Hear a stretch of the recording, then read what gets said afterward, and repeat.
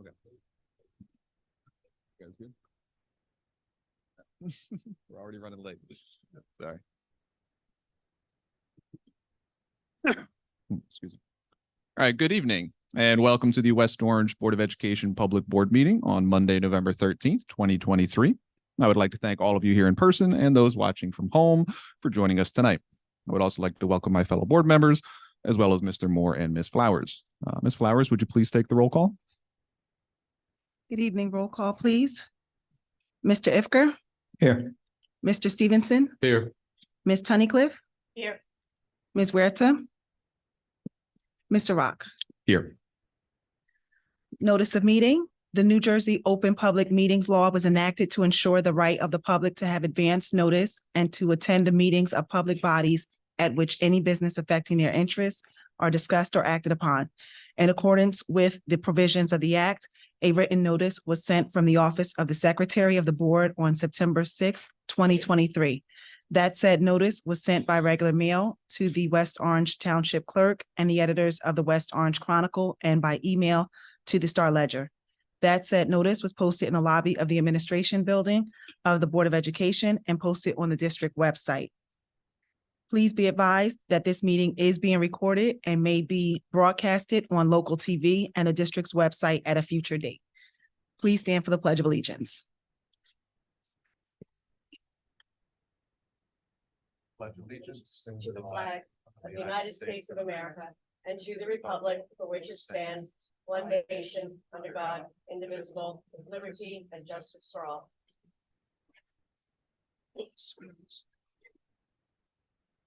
Thank you, Ms. Flowers. In consideration of the closed and public meeting of October 16th, 2023, do I have a motion to accept the minutes? So moved. Thank you, Mr. Stevenson. Is there a second? Second. Thank you, Mr. Ifker. Are there any comments? Hearing none, Ms. Flowers, please take the roll call. Mr. Ifker? Yes. Mr. Stevenson? Yes. Ms. Tunnicliffe? Yes. President Rock? Yes. Thank you. All right, and next, good evening to our student liaisons, Leila Abonaja and Kanai James. Would the two of you please share your student liaison report with us? All right. Hello. On October 28th, West Orange High School Marching Band was crowned state champions for class quadruple A for the first time in 6 years. Thanks to staff. Thanks to staff and boosters for their support throughout the season and to all West Orange students for their hard work and dedication. On November 4th, the Mountaineer Auto Shop placed fourth in the Milton Industries competition and won a prize package worth over $2,800 in tools. Go Mountaineers is all thanks to the amazing community for their votes to make this happen. And on November 6th, special shout out to our PE teachers, Nicole Fleck and Gina, for conquering the New York City Marathon this weekend, promoting health and wellness, representing West Orange and its community.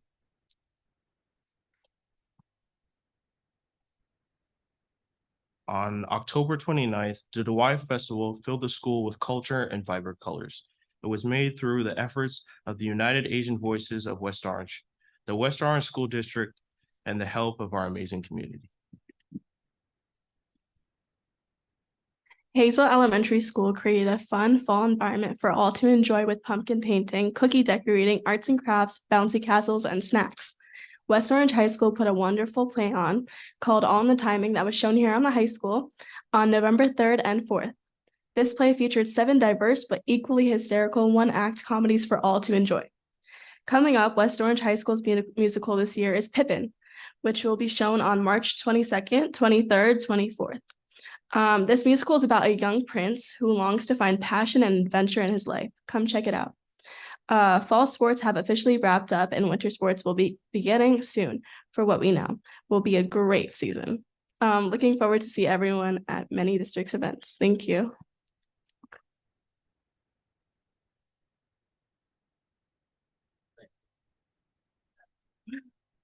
Okay. Thank you both for that report. All right, and next up, it is Mr. Moore. It's time for your report. Would you please share your superintendent's report with us? Yes, thank you very much. Good evening. Tonight it is my pleasure to acknowledge the achievement made by our Edison Middle School teacher, Miss Jennifer Bloom, who is here this evening, along with Edison Principal, Mr. Steve Melendez, and Dr. Kerry Orange.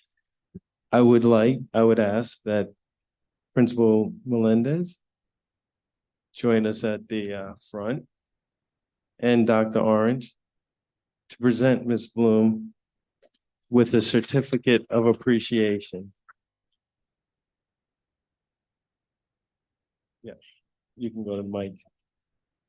Sorry, I think that's.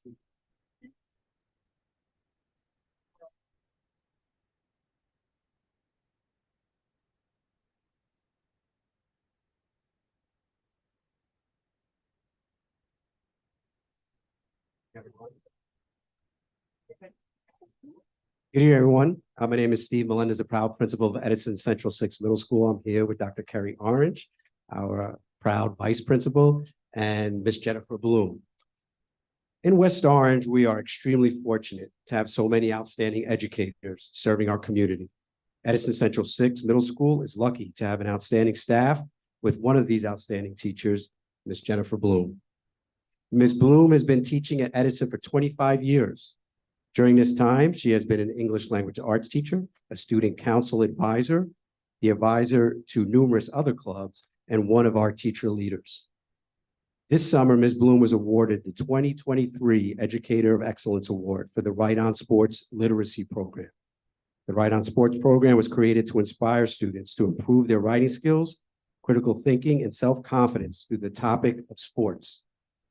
The program is celebrating its 18th anniversary and has served more than 2,300 students. Edison Middle School is fortunate to have the Right on Sports program offered at our school as one of our after-school clubs. As part of her acceptance speech, Ms. Bloom noted she strives to create a community of learners that nurtures growth in a positive, fun environment. Working with the Right on Sports program has allowed Ms. Bloom to teach students real-life skills and help develop positive feelings about themselves and their future. Today, we would like to honor Ms. Bloom for earning this award, as well as for her many years of educating the children of West Orange. Thank you, Ms. Bloom, and congratulations on your award. We are so happy that you are part of our West Orange family. Thank you.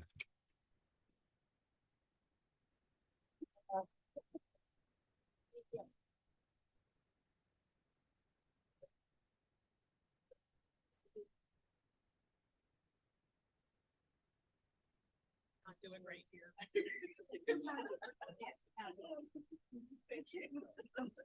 Oh, am I getting the picture right now? Sorry.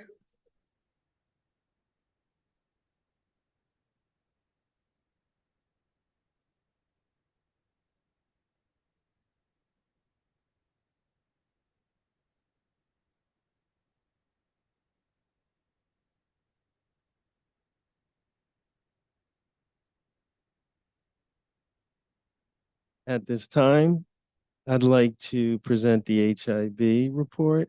Since our last since our last board meeting, there have been 4 HIB investigations throughout the district.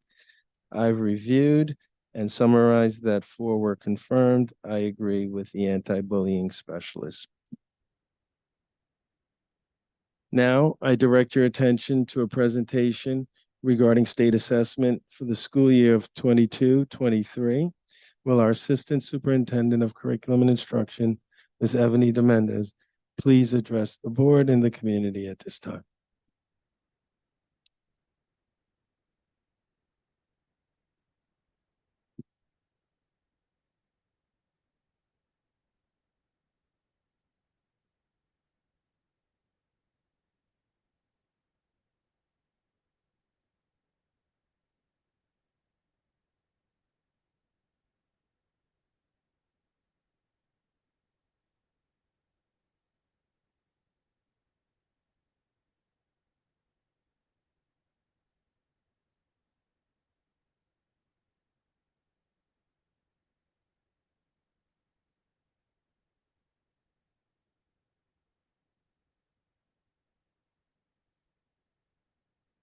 Good evening.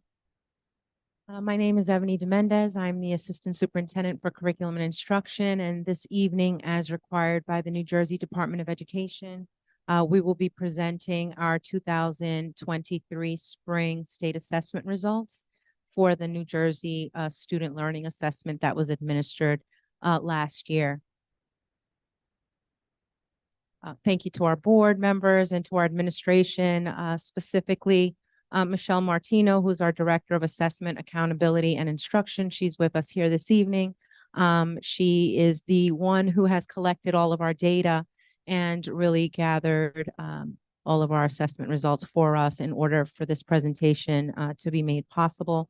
And also just to our content area supervisors for each of the areas, as they are the ones who are contributing to this presentation in terms of our interventions, our strategies, and our instructional plan. This evening, we're presenting first our New Jersey State Assessment presentation. We call it the NJSLA. Those results will be for ELA and math in grades 3 through 9, Algebra 1, Algebra 2, and Geometry, Science 5, 8, and 11, which was administered May last year. We were supposed to report out on the access for our multilingual learners. However, the state hasn't sent our data in as of yet. So as soon as we receive that data, then we'll make our presentation on access for multilingual learners. We formally called our multilingual learners ELLs, English language learners. That term is no longer used. So this year, last month specifically, they changed it to multilingual learners. So you'll see from here on out in the presentation that we're changing our terminology, and that would have been for K-12. And then we will see our dynamic learning maps. This is the assessment that is administered to our special education students who are unable to take the NJSLA due to severe cognitive disability. And so then therefore they are administered the dynamic learning map in ELA and math 3 through 8 and grade 11, and science 5, 8, and 11. When we begin for the NJSLA spring 2023, these are the performance levels. A level 5 is a student who exceeded expectations. A level 4 is met expectations. Throughout the presentation on the data charts, you will see us combine these two, the percentages for students who met or exceeded. Level 3 is approaching expectations. Those are the students who sit right at the cusp of proficiency. That could be 1 point away from proficiency, or that could be at the lower end of that band at 725. And then levels 2, partially met, and 1 did not yet meet. Those are the students who are not meeting our standards and who require more intensive interventions. We will begin with English language arts for grades 3 through 5. And for the NJSLA, on the left side, you'll see the things that this assessment measures: grade level skills, knowledge, concepts that are critical to college and career readiness. On each assessment, students read and analyze passages, and they emphasize the importance of closed reading, synthesizing ideas, determining the meaning of words, and writing effectively. Various tasks are presented to the students in which they have to demonstrate their mastery of the standards. These are the different tasks that the students must complete, and these are the grades in which they are administered. This presentation will be posted online. And so for those of you who desire to go back and kind of see the detail, I'm going to move a little through the slides if it has a lot of language. We are required to report out to the board and to the community after 60 days of receipt of our state assessment results. We are on day 60. And so then we are also required to report out on specific comparisons and specific data sets. One of them is the district state comparison. So when we think about ELA in grades 3 through 5, we see in yellow how our district is performing. Grades 3, 51.9% proficiency, grade 4, 63.5%, and grade 5, 70% proficiency. You will then see what the state's performance is in the bottom white, and the comparison and how we are performing. Across the bottom, you will see those performance levels that I mentioned earlier, met or exceeded, again at 51.9%. And then we see our approaching levels, those students who are at the cusp and those students who are not meeting. In all cases, we are exceeding the state by 10, 12.2%, and 16.7% respectively. Grade 4, we are at 63.5% proficiency. Grade 5, we're at 70% proficiency. And that is a celebration for our district, as you'll see in the 2-year comparison, how we've increased.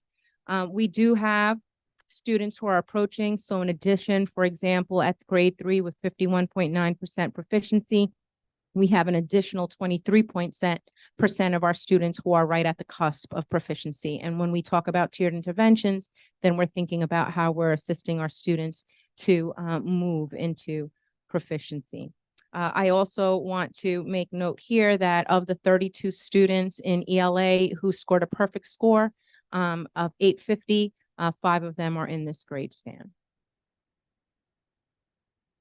When we're thinking about our ELA content area strengths and areas of focus, we're unpacking our data. We're looking at evidence statements. We're looking at how students are performing across each of the tasks and the strands. And here is a list of our strengths and areas of focus. The supervisors, the teachers, our reading specialists, we use these data to assist in informing our instruction throughout the year and making sure that when we're thinking about a strengths-based approach to improvement, that we're using our strengths in order to address our areas of focus.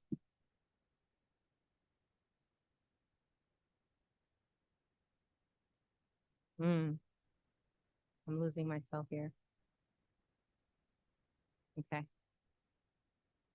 When we're looking at the students who are approaching and those who are partially meeting and not meeting, we are applying multi-tiered systems of support. These are frameworks for which teamed intervention services are provided to students. We focus on the use of our data to inform the practice. We do this in the form of academic support. And so our academic support teachers push into the classrooms. They offer interventions. They offered tiered interventions. So here, Tier 1 would be differentiated instruction provided by that general education teacher.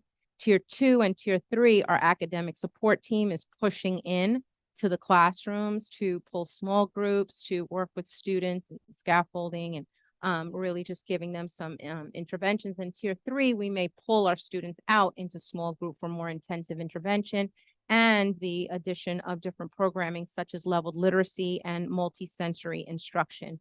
We are partnering with Rutgers Center for Literacy and Development for coaching to help our general education teachers think about Tier 1 classroom instruction. What does differentiation mean? What does that look like in the classroom?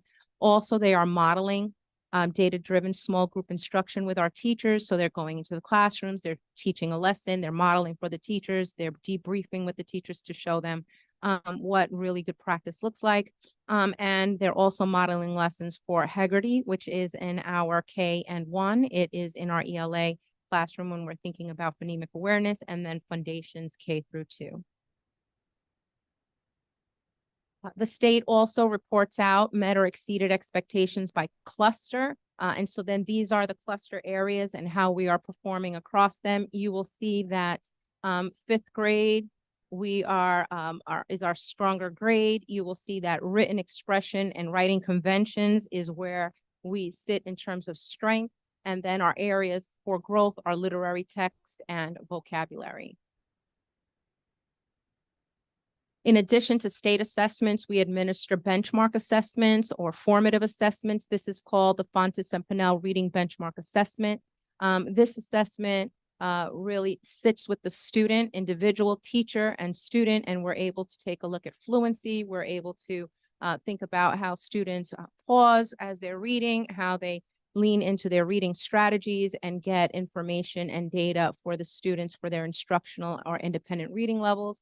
Here is our performance across the grade levels. What this data also gives us is data at the earlier levels, kindergarten, 1st and 2nd grade, which are not assessed by the NJSLA. And then you will see here that the percentage of total meeting or exceeding is 63.4% in terms of reading at grade level. Another comparison we're required to report out on is a 2-year comparison. Here we will look at our spring 2022 data in comparison to this year, spring 2023. In grade 3, we had a modest gain of 0.7%. In grade 4, you'll see a 5.7% gain, and in grade 5, a 22.2% increase in the grade level. So what this data is looking at is how students performed in grade 3 in 2022 versus how different students performed in grade 3 in 2023. So it's looking at the grade level performance. In comparison, this table here shows a cohort data. It means we're following the same students. So how did a third grader perform in 2022? And how did that same third grader perform in fourth grade in 2023 over 1 year? And so then we see great gains here from third to fourth grade, 23.3% increase, and a growth from fourth to fifth grade in 16.5%. Just as a matter of reference point, when we're thinking about 7 to 10%, that's called a significant gain. So when we say 23.3%, that's a doubly, right? Doubly significant. So what are we doing in order to address our students' needs, those who are meeting or exceeding? We're thinking about our stretch goals and how we're enhancing their learning through enrichment. We're also thinking about how we're providing intervention for our students who are approaching or not meeting. When we look at our curriculum and instruction in grades K through 5, we've added Heggerty phonemic awareness instruction to get to grades K through 1. We've worked with word study instruction in grades 3 through 5. We have foundational skills Fridays. We've added decodable text for book rooms at every school. And we are now implementing the iReady ELA diagnostic for specific tiered intervention by standard. You will notice an asterisk next to Heggerty and decodable text. That is a product of our ELA committee. We have assembled an ELA committee that began last year and working into this year. We'll talk about that a little bit more later on, but in there analyzing our curriculum and analyzing our data, these were suggestions that they made last year and were implemented this year for toward our goals for improvement. We also have reading specialists and instructional coaching. We have our Wilson reading system, foundations, leveled facilitators, just words, and IMSE morphology. And so then our reading specialists and our coaching staff, they come in and they're really working with our teachers in these areas, providing professional development, again, with the aim of improving our instruction. Big announcement, if you haven't read it in the news, our New Jersey student learning standards for ELA have been revised. They were just adopted on October 4th, and we must implement in September.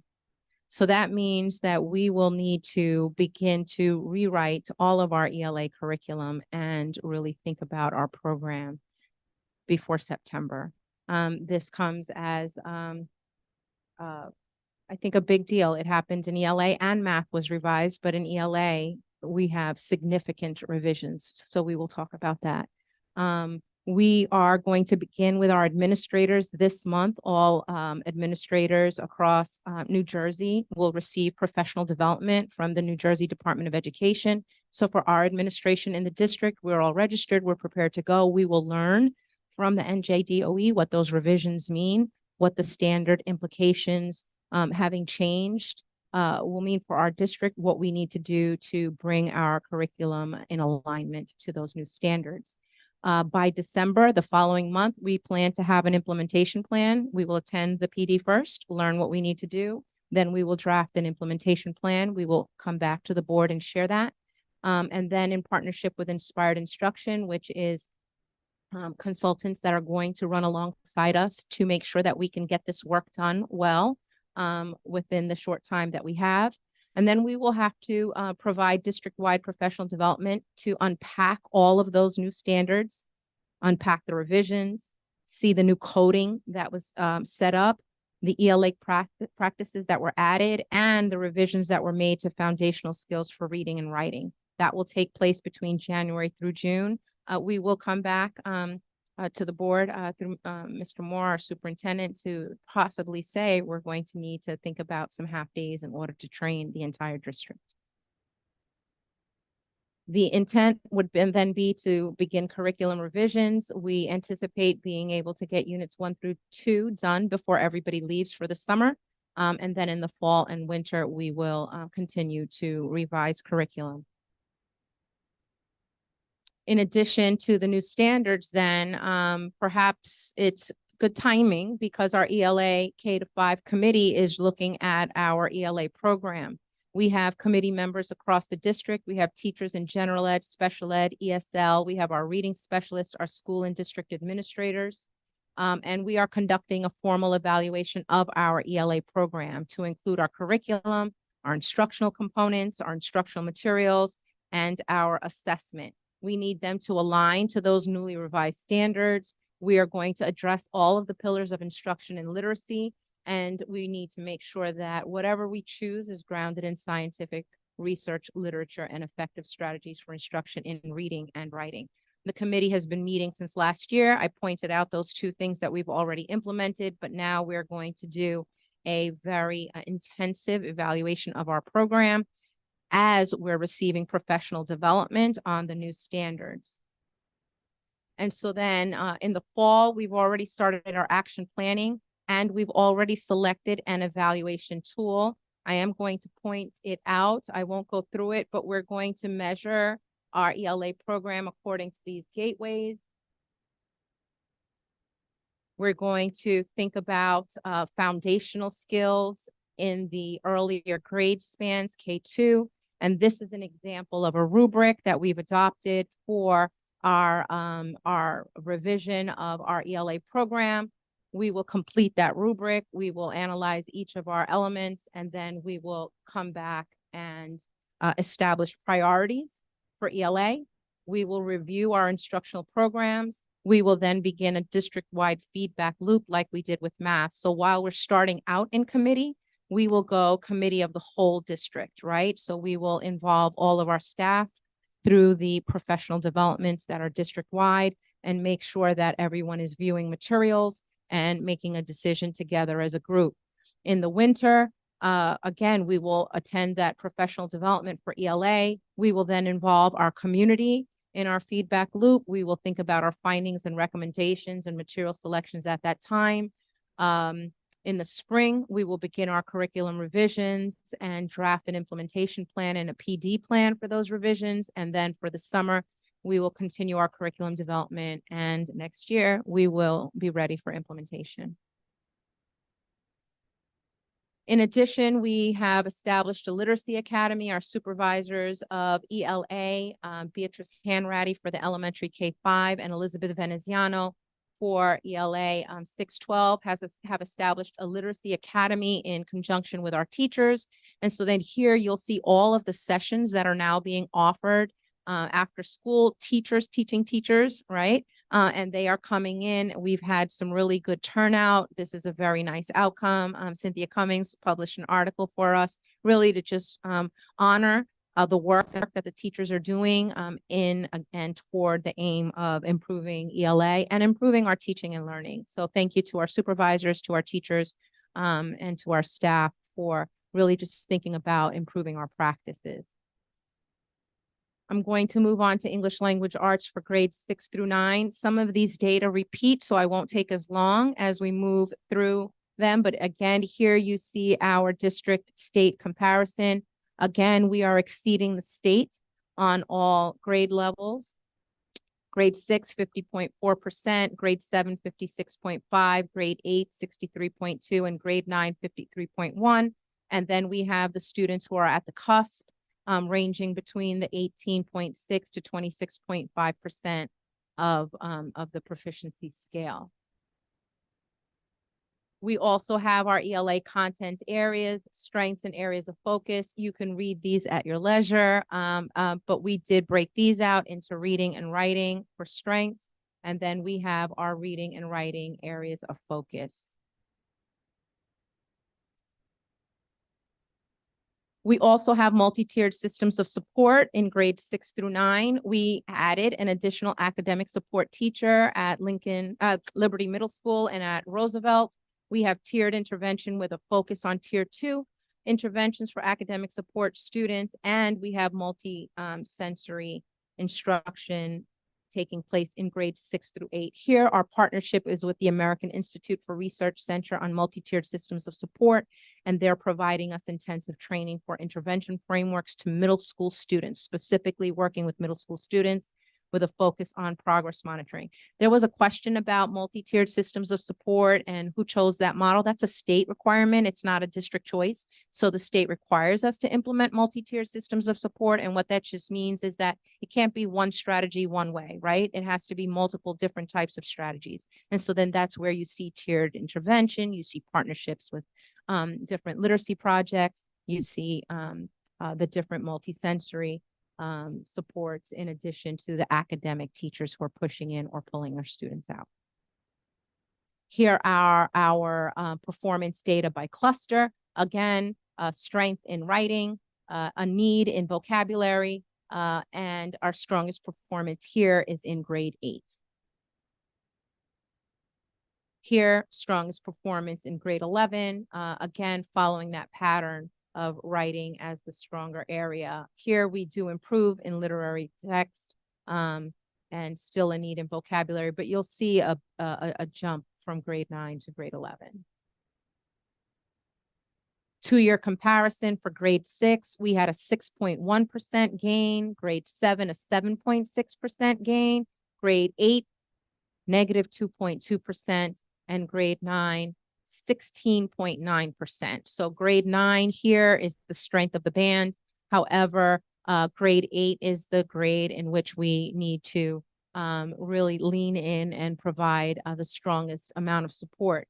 I do want to also add here that as we're looking at middle school data, we see our transition years, and that always impacts our data. So what does that mean? When students leave a building from 5th grade into 6th grade, we might see a dip. When they leave again from 6th grade into 7th grade, we see a dip. And when they leave again from 8th grade to 9th grade. So each time there's a transition into a school, that's where some of the accounting is for some of those dips. And then they pick it back up. So you'll see the dip, right? And then you'll see it strengthen back out in grade 9. We see this proves out when we're looking at the actual cohort of students, the actual student who's moving from 6th to 7th grade, an 18.9% increase in student growth one year to the next. So that's strong. And then 7th to 8th grade, a 20.4% increase student, right? This is the same student as they move from one grade to the next, but that 8th to 9th grade, that transition year, that's where we're taking that dip. So what are we doing here? We've revised our curriculum in the middle school. We have fewer units, more time to process and practice. This is important. I had a discussion earlier today with someone about this idea of really coverage and how much content we're trying to cover in a year. And it's very difficult when we're required to cover an enormous amount of content. So here we're backing off and we're saying what content is essential, what is the standard requiring us to do, and how do we get deeper into the learning so that the students can really understand the content and transfer it into new and authentic situations. We're also adding test prep into our units and into our curriculum to prepare students for how to sit for the NJSLA. We're using data-driven instruction, I-ready diagnostic and progress monitoring. We've added academic support in grades 6 through 8, and we are using Common Lit as our benchmark assessment. Again, this is our partnership, Rutgers Center for Literacy and Development, school transitions. They're working with us specifically on those transitions. So if we know that we dip when we move from one building to the next, then we are partnering with Rutgers to say, how do we examine that? How do we address those dips? Because we understand we can't just create new buildings and have them all together, right? That would be something that's not within our power to do right now. So how do we do that? They're talking with us about vertical articulation. We're understanding our shifts in those ELA standards, and we're thinking about transitions from 5 to 6 and 6 to 7. And then lastly, when we're thinking about reading and writing informational text for ELA 9 to 12 and our social studies teachers 6 to 12, we are embedding our writing strategies into both content areas, ELA and social studies, in order to address them in an interdisciplinary way. Again, the Literacy Academy, on the first slide, I highlighted the workshops that are for elementary 3 through 5, and these are the workshops that are available for our upper grades 6 through 12. We are also required to report out on performance by subgroup.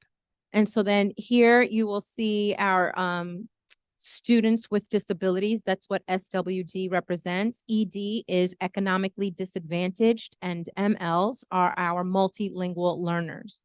So we see these now side by side. This is grades 3 through 5 on the left and grades 6 through 9 on the right. And so here are the interventions that we're putting in place alongside our subgroup data for our ethnicity and races, which we're also required to report out on. For students with disabilities, we're looking at the individualized education plans where we provide specialized instructional setting for students with individualized goals based on their need. We are providing sheltered instruction for our multilingual learners. And what that means is professional development for our general education teachers who have multilingual learners in their classrooms. We have additional support in grades K through 5 with AM and PM tutorials. We have homework club in our Title I schools. And in the summer, we have an integrated academic acceleration program for our rising students in grades 1 through 5. In grades 6 through 12, we have paper online tutoring. That's 24-hour tutoring available to all of our 6 through 8 students. We have our high school writing centers, and we have during lunch and after school support that is being provided to our high school students twice a week from September to May. So these are the strategies when we're thinking about our groups. Additionally, these are the supports that are in place for our multilingual learners. They're broken out by grade span. We have K-12 support, and then we have by these spans here. These include after-school programming, literacy and language development, our instructional resources in native language, and then our Rosetta Online program. It's important to know that when we're thinking about multilingual learners, end of year enrollment, we talked about this earlier this year, it has increased of 80.1% over the past 2 years in multilingual learners. So our enrollment for our multilingual learners has increased significantly with the greatest impact in kindergarten and 9 to 12 grade clusters.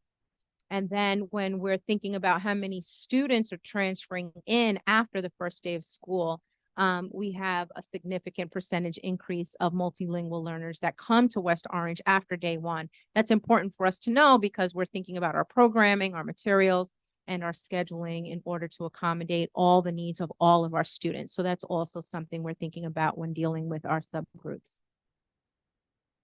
Deep breath, we finished ELA. We will now move into math. So now math grades 3 through 5. These are the areas that are assessed in math. These are the cluster areas, and the data is reported out by these areas. This is our district state comparison. Again, on all counts, we are exceeding the state in grades 3, 4, and 5.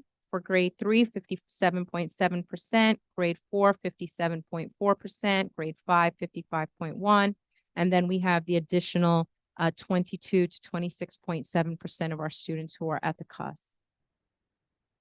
Like each of the other areas, we have unpacked all of the data. We're able to see our strengths by grade. We're able to see our areas of focus, and we're able to use that data to inform our instruction. We have our tiered systems of support. We also have instructional coaching for each of our school visits. And then this is our 2-year comparison. So in grade 3, we've made a gain of 7.9%, third grade from 2022 to 2023.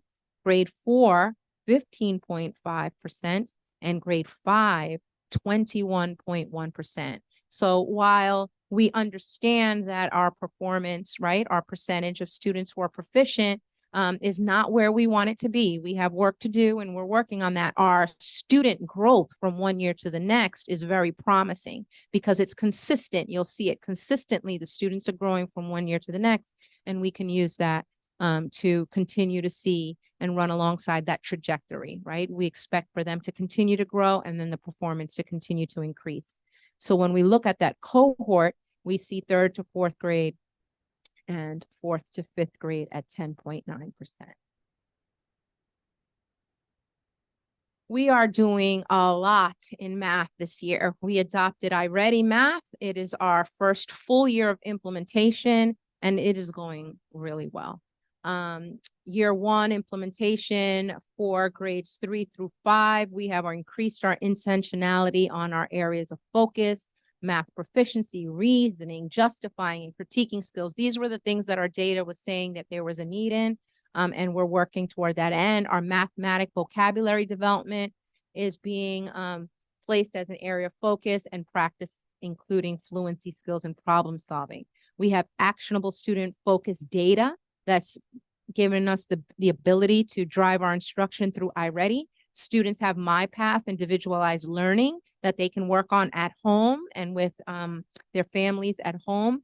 And we have a student dashboard that now allows us to support that homeschool connection so that parents can view the videos of what was taught in class. They're able to lean into the instructional resources that are available. They're able to see their students' progress directly in the dashboard, and they're able to follow along what the teacher is doing in the classroom.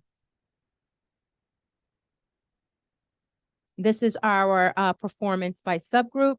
Again, those individualized education plan. A new approach here is that for our special education teachers, usually they receive their professional development with our general education teachers, but we're also providing it specifically to our special education teachers separate from, so that they can really think about, well, how does their classroom need the support and the training? And then, of course, we have the sheltered instruction for our multilingual learners. We also have additional supports in the form of AM and PM tutorials, our homework club, and our integrated academic acceleration. Math standards have also been revised. So here we go. And so then I'm going to say the standards have been revised. What has not been revised? Assessments, right? And so then it's a factor. It's a factor that the standards change, but the assessments don't. And so then we need to just keep that in mind when we're looking at our results. We are also working toward that unpacking. So when we do come to the board with an implementation plan and the need for the professional development, it will be for ELA and math for unpacking the standards. Some really strong work happening. I just want to honor Darlene Berg, our supervisor of math at the elementary level here, as she's intently working with our teachers, our principals. They're getting one-on-one PD with the iReady consultants. When we're thinking about the connection between what's happening in content and what's happening in the school, we're thinking about that professional development also in our schools with all of our leadership, so that we can together look for those improvements and close any gaps that might exist between content, curriculum, and school implementation. We're looking at building-based data analysis, not only district-level data analysis, targeted focus on instructional components based on teacher feedback, grade-level specific PD for academic support and for special education. And in our Title I schools, our academic support teams are using Conquer Mathematics to support. So now we're going to go to mathematics, grades 6 to 8, algebra 1, 2, and geometry. And this is probably the most sobering of our data. Here is our greatest area of need. All right. So in mathematics, we understand that our middle school math and our algebra 1 is the area that we have the lowest performance and the area that we are focusing in the greatest this year. And so then when we think about our district state comparison, though in sixth grade, we're just above the state, we are significantly low, right? We have 35.7 in grade 6, 27.2 in grade 7, 13.1% in grade 8. And so here are our data for math at the middle school. And we're going to talk about this a little bit because it is the area of greatest need in our district and across our nation. First, here are our approaching students. But more importantly, this data doesn't truly represent our 7th and 8th grade performance. So it's probably a little lower than would be the norm if we were thinking about all 7th and 8th grade students. Why? Because we pull our students out for algebra 1 and their advanced classes for honors here. So we don't have all of our 7th and 8th grade students. There's 63 students in 7th grade who participated in the algebra 1 assessment in place of grade 7 math. So they're not in these data. And in grade 8, we had 197 students participate in Algebra 1, 2, and in place of grade 8 math. So again, these numbers, while they're present, they're not representative of all of our 7th and 8th grade students. When we look at our 2-year comparison, however, we do see some growth. So in grade 6, this is the same cohort, 9.2%. If we look at grade 7, this is the same student. So a 7th grade student, what did they perform? How did they perform in 2022 in grade 6? And then moving up into 23, 36.7% growth. That's to self, right? So again, thinking about that individual student and how they're growing as they're moving up the grade span. And in grade 8, 19.1%. Here are our Algebra 1, 2, and geometry data. 31.2 in Algebra 1, 26.3% in Algebra 2, and then geometry, 67.1%.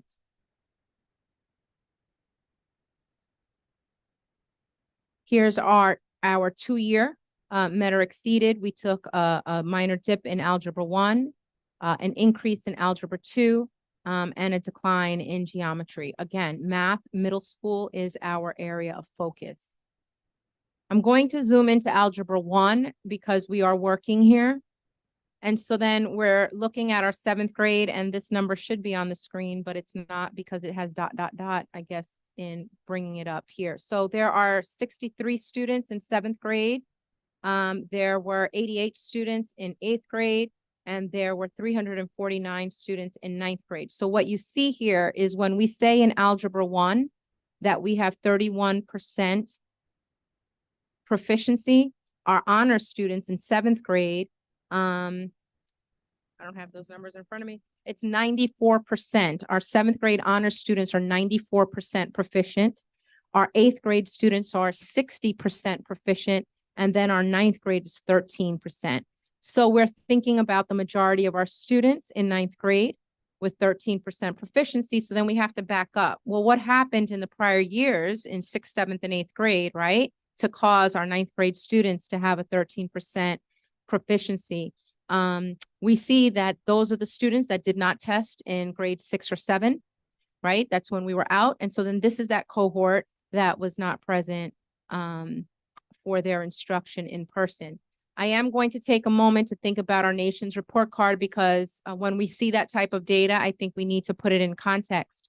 So the 2023 NAEP long-term trend release was just, the data was just released last month. Our national proficiency levels in math are on a decline across the nation. So when we look at reading, we'll start at the bottom graph. Across the nation, reading is at 4th grade with a 33% proficiency. West Orange has a 63.5% when our nation is declining in ELA. That's more than double, right? If I do my math. Reading in 8th grade, nation is at 31%, and we are at 63.2%. When we zoom into math, the nation's report card is saying that this is the largest decline ever in 2023 in math. So when we see our scores in math, it's not unique to West Orange, right? It's happening across the entire nation. They looked also back at 2019 data, as we were asked to do, and they were saying that the data declined even lower than it was in 2019. When we think about Math 4, the impact across the nation is at 36%. We're at 57.4%. So that's a very nice performance for our Math 4. Again, it's our math in the 8th grade and in the 9th grade that we're having the greatest need. So when we think about math, we had our general education students at 13.1% proficiency and our Algebra 1 students at 60% proficiency, and the nation's at 26. So again, Math 8 is where it is. What is this long-term trend saying? It's saying that there is a significant decrease in math across the nation. It's lower performance than 2019. The largest declines were observed among lower performing students, but evenly across student subgroups, right? And it also increased the white-black scope. It widened from 35 points to 42 points in 2023 across our nation. So what is the call for? There is a nationwide call for effective math instruction and intensive intervention, and that's what you're seeing in our approaches. Here is our performance by subgroup.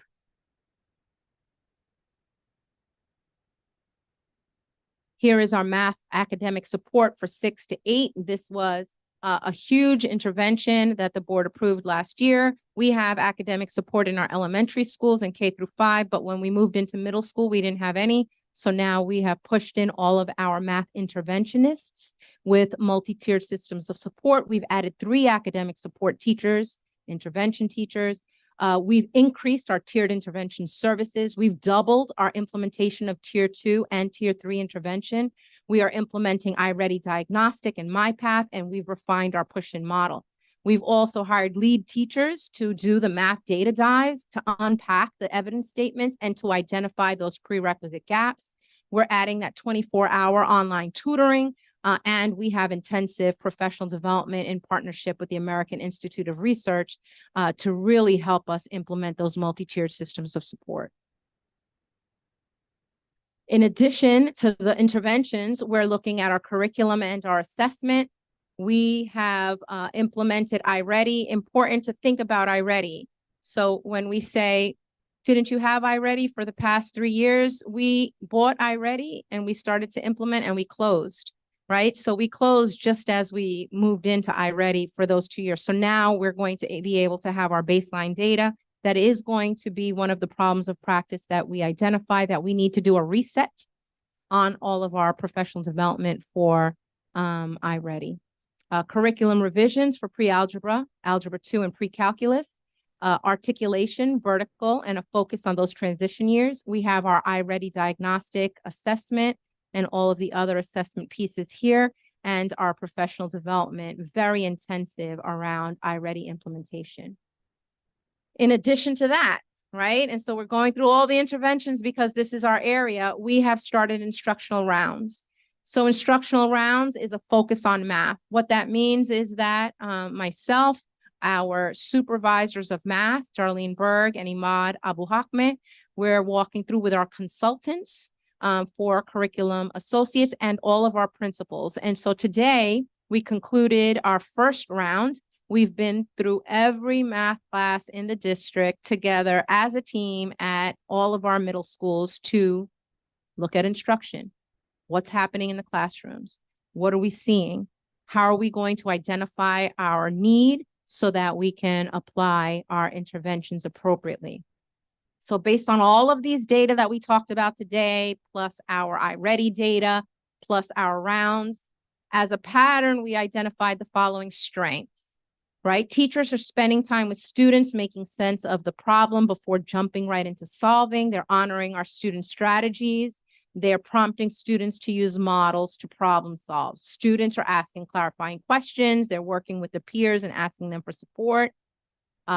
Teachers are recognizing student need and offering those support services in extended time, reinforcement, small group instruction, and probing. We see a positive learning culture in our classrooms as evidenced by respect, rapport, student-to-student interaction, student-to-teacher interaction, opportunities for small and flexible grouping. We have active academic support personnel and paraprofessionals in most of our math classrooms, and there is strong evidence of planning and we see that in our tasks, the student-centered learning, implementation of a variety of resources, and the integration of manipulatives. So these are the strengths that we're seeing in rounds. Again, we're pushing into every single classroom as a team. Right now, we are the learners. The administrators are the learners. We're trying to find out what is the need. So we're going into rounds as learners. We will then, for the next round, we will bring teachers in where they will then push into the classrooms to see the instruction. Here is the area of growth. We've identified 2. First, understand and implement iReady. We need to do a reset and implement because we were closed when we went to implement, right? So we're going to redo all of our training in grades 6 through 8. And this is probably the biggest area that we're going to identify as our opportunity for practice. And that's allowing the students to engage in tasks that promote reasoning and problem solving specifically, letting them explore tasks without taking over student thinking and promoting productive struggles. So what does that look like? We're in class. I'm having difficulty with the problem. The teacher doesn't rescue me, right? I'm allowed to think and struggle through the thinking and productively work my way through how to solve the problem. This is our biggest area for growth. Here are additional opportunities for practice that are very specific based on rounds, and our teachers also identified areas of need during our November 8th PD, and they want us to think about how to fit instructional materials and critical lesson elements into the 55-minute period. Why? Because we move from 80 minutes of instruction at the elementary, and then in grade 6, we drop down to 55 minutes. And grade 7 and 8, the same. So what does that look like? What's the need there? Identify the priorities and our standard expectations, right? Because now we have to revise all of the standards. We're okay? I'm all right. I need water. No, I'm kidding. All right. Science. We're almost done. Science grades 5, 8, and 11. We don't get a lot of data for science from the state. Here are our data for grades 5, 8, and 11. We see our student proficiency. We see it in comparison to the state, and we see the percentage of students who are near proficiency. We see the performance for grades 5, 8, and 11 on a 2-year comparison. Again, some gains, but grade 11 is the area that's tested, and that's the area of need. In addition to our performance across the other areas, there is a lot of state discussion about revising the science assessment. There are some significant concerns around it. So hence the light digging into these data. This is the subgroup performance. Here are our strengths and areas of focus. These are the interventions and strategies. Again, these are posted, will be posted on our district website for those of us who would like to dig into science. And then we end with dynamic learning maps. These are our students with the most significant cognitive disabilities for whom general state assessments are not appropriate, even with accommodations. This is their performance. And these are the strategies that we're putting in place for our students. So this is our autism program, etc. Our next step is growth. Right? That's our next step. We're going to leverage our strengths. We're going to leverage the areas that we're growing in, and we're going to implement and carefully monitor our progress. We're going to refine our district goals. All of our administrator goals, all of our SGOs are aligned to these data. And so then we're holding accountability from top down. And we're going to think about our data system, frequent and consistent progress monitoring, and reporting on growth as measured by our formative assessments. Thank you for your patience as we present our 2023 state assessment presentation.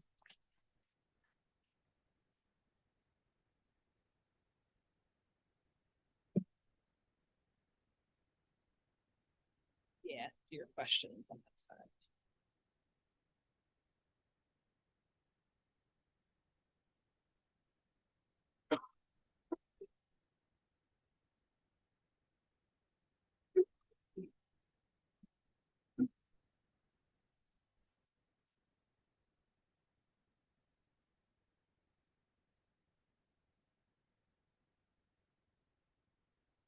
Thank you for that thorough and lengthy report, Mr. Mendez.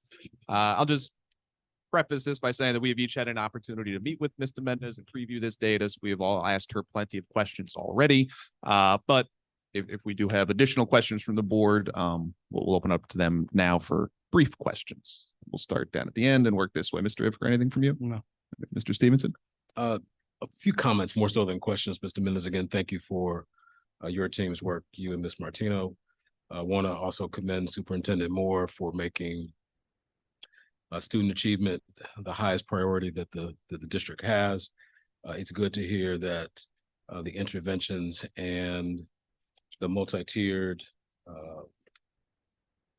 interventions are being put in place, instructional rounds are being put in place, because although the numbers are trending in a positive direction, I will submit to you as a parent, as a community resident, obviously the numbers are still not where they need to be, should be, or what any member of the community should expect them to be, right?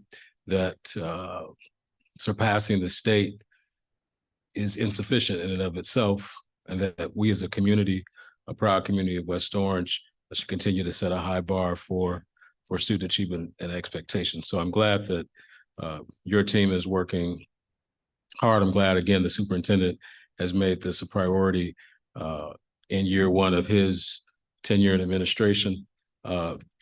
Couple of quick comments.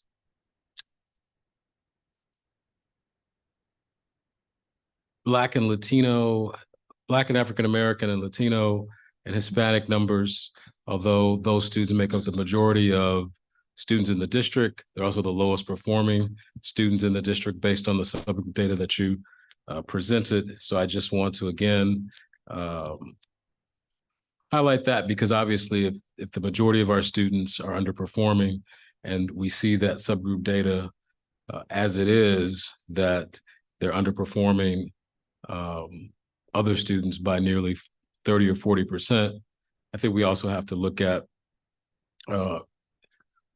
is there some underlying cause for that the district can respond to in terms of parent engagement potentially, or other means by which we can continue to partner with parents. Superintendent Moores, I'm just thinking about this as a parent myself with elementary school children, that somehow or another we have to continue to have some levels of parity in those performances, some level of teacher accountability in terms of responding to those great variances in subgroup data.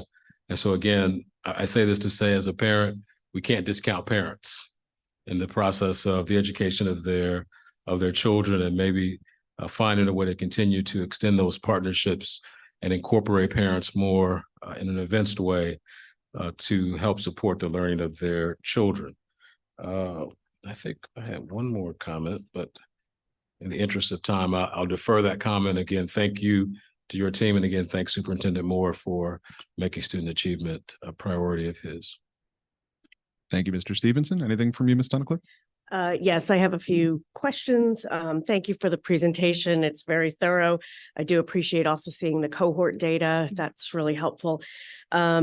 On page 14, you talked about the rollout of the new ELA program. And I just was a little concerned that wanted to know, one, how many units? It looks like you're going to be able to train the teachers up through unit 1 and 2 by June. How many units total are there for the? We will have to decide that as we begin okay. to write the curriculum. Sometimes there are between 6 to 8. However, this is what we're doing with math, and this is probably what we do with any new massive change. We wouldn't write all of the curriculum when we're shifting like that. We would start so that teachers have a beginning place, and then we will monitor that unit 1 and 2 to see if it's really mirroring the practice that we need, and then we'll develop them as we go. And so then that's very commonplace for a year 1 implementation. Okay, so teachers have enough time to do their job as well as then learn we have new curriculum PD, teams to write, right? That way they're not overwhelmed. That way we're not writing everything and then learning something that needs to now change, right? And so then it's appropriate to do a soft rollout from a curriculum perspective when it's a total change. Okay, thank you so much. And then you talked about the inspired instruction consultants.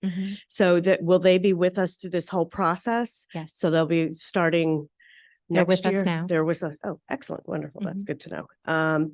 And then let's see hang on, I had some notes, but actually, all right. On page 28, you talked about some test prep. I just wondered, I know there was a lot of debate with Park on test prep and teaching to the test. How much time is spent for the teachers to teach what's on the test, and what does that look like? Can you kind of give us some more color on that? Yeah, I could probably send you something more detailed, but Okay. there in that example, it's a unit, a multi-genre unit in which test prep is embedded. And so then it's not where we stop to teach test. Okay. It's where we're maybe giving problems that mirror how they would look on the assessment, those same types of choices, released items that the state released in a prior assessment administration, maybe timing it so that it would just simulate for the students as we're teaching, but it's an integration. It's not where we would have a period or stop everything to do testing now. Okay, great. Thank you for that. And then let me just look. On page 42, you talked about under the math 3 to 5, that there would be, this is tiny, that there's going to be, how are the parents going to access the dashboard? You talked about there was going to be a dashboard that students can do extra work. How are we rolling that out to the families so that they can access it? And, if they're using it now, do we have any numbers on how much it's being utilized? We can get numbers, but parents already have access, and we rolled it out last year before we adopted the program. We had math parent nights. And we walked through the dashboard with the parents. We had them at every single elementary school so that the parents could come. We also put a video up on our website for parents who couldn't attend, so they're able to see that. We also have on our website different instructional videos for how to engage with children. At the beginning of the year, students are given a Clever badge at the elementary. So then they just put the badge up in front of their Chromebook and parents are able to enter in. They're able to see their students' work, their progress on My Path. They're able to get their family letters, which says, these are things that you can do at home. And this is what we're learning this unit this week, and this is how you can help. They're also able to see the videos of how to teach that lesson. So for example, we hear parents say often, well, I wasn't taught that way. I don't know how to do math, right? I don't know what a lattice is. Me neither, right? Right. And so then I learned it a different way, right? And so then here they have videos for how it's being taught now in 2023, because it may differ. So then they can kind of watch the little video and then maybe have more confidence and strength in helping their child at home. And then we have that in second language in Spanish as well, so that we can help our multilingual learners and our parents who don't speak English. Wonderful. Thank you. In so multiple much. language. I'm sorry, it's not just in Spanish. There's multiple languages available. That's wonderful. Mhm. And then we talked about you mentioned on page 56 about the math academic support. How do the parents and students access that 24-hour tutoring? So paper is available to the students. It's rolled out through the school. I can get you more information. And they have their login, and I don't know any more than that, except I can find out how they log in. Okay. Have that access. Yeah, I just wanted to make sure people knew where to Mhm. access it from our website, or if it's something like the Clever badge that the students have. So just This is so for our that- middle school, so they wouldn't have the Clever 6 badge. to So I'm 8, thinking it's so going to be a login. a Yeah. login. Mhm. Okay. Great. And okay, sorry. Page 58, the team rounds that you did in the Yes. classrooms.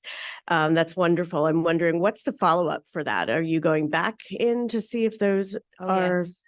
Yes. So we went today. We had a great day at Roosevelt, saw a lot of strength, saw the need to reset on iReady training. But what we started with was, as a team, we debriefed. Mr. Hush, the principal, then sent an email to his staff to say, these are the strengths that we saw in your classrooms. These are the areas that we're focusing on, which is the reset and productive struggle. And then we identified next steps. One of those next steps will be those days that we have to review the new standards. But then we're going to have coaching cycles. And what that means is that we are now identifying those classrooms that we went into that modeled really strong grasp of iReady and the instructional practices that are proving to, give us outcomes. And we will have a coach come into that class from Curriculum Associates. They'll co-teach with that teacher. They'll train them. And then all of those math teachers will be able to walk into that classroom, sit down, observe the math, and they'll go back out and they'll practice it. And then we'll push into classes will rotate. So rounds will begin with us as learners because Mhm. we need to learn what it is that we're looking for in those classrooms. Right. And then the teachers will push in to rounds as learners. And we expect to get a lot out of rounds. We're seeing up close what we need to do. So that's a continual process. You're going to Absolutely. continue to This will go be through the ongoing. classrooms and great. Yeah. Okay, that's excellent. Right. I think that was it for me. That's all. Thank you so much. Yeah. Thank you, Ms. Tunnicliffe. You want to tag back in? Yeah. What, one more question? Which begins with a how, when, why, what, or who? Okay.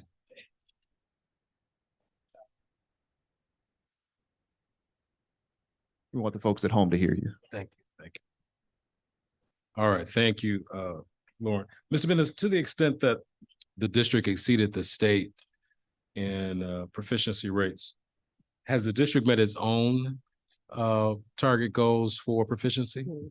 We've set goals for this year for proficiency. This is going to be our baseline year. And in the areas that we've met goals in the past, we've presented out to the board. So we didn't have data for 2 consecutive years, if you recall. So now we're back at having our data available to us. Our last presentation, we had to report out on formative assessment data because we didn't have state assessment data. But now that we have state assessment data, we have set our goals for this year. The board will receive that in the form of district goals with very clear SMART goals that are broken out for each of the content areas. In our past, when we set these goals, then we've reported them to the board in terms of here were our year 1 goals. This was our progress to date. And I believe the last time we did it, we gave 3 different presentations, one in the fall, one in the winter, and one in the spring to talk about our progress. We will be able to do a similar approach to our progress monitoring of our goals. In addition to setting those goals, we adopt those goals into our admin goals, right? So that we're all working together toward that end. You reference in the report the students who are approaching the standards but have not yet met the standards. And the multi-tiered systems of support that go to support those students. The cohort growth year over year, I assume, reflects those students who were in the category of did not meet, partially met, or approached, now moving into the meeting category? Correct. So for example, one of the questions you asked earlier, and I'm trying to recall it off the top of my head since I don't have the slide open, but for that Algebra 1, where we had in 9th grade, the 13%, there were 60 students, 60, that moved from did not meet into approaching. So while we're at 13.1, it's meaningful to know that 60 students moved from did not meet into approaching. We do know that it was that they were 6th grade, 7th grade, 8th grade, right? There was a difficulty there with schools being closed, but that movement means that now they're in person.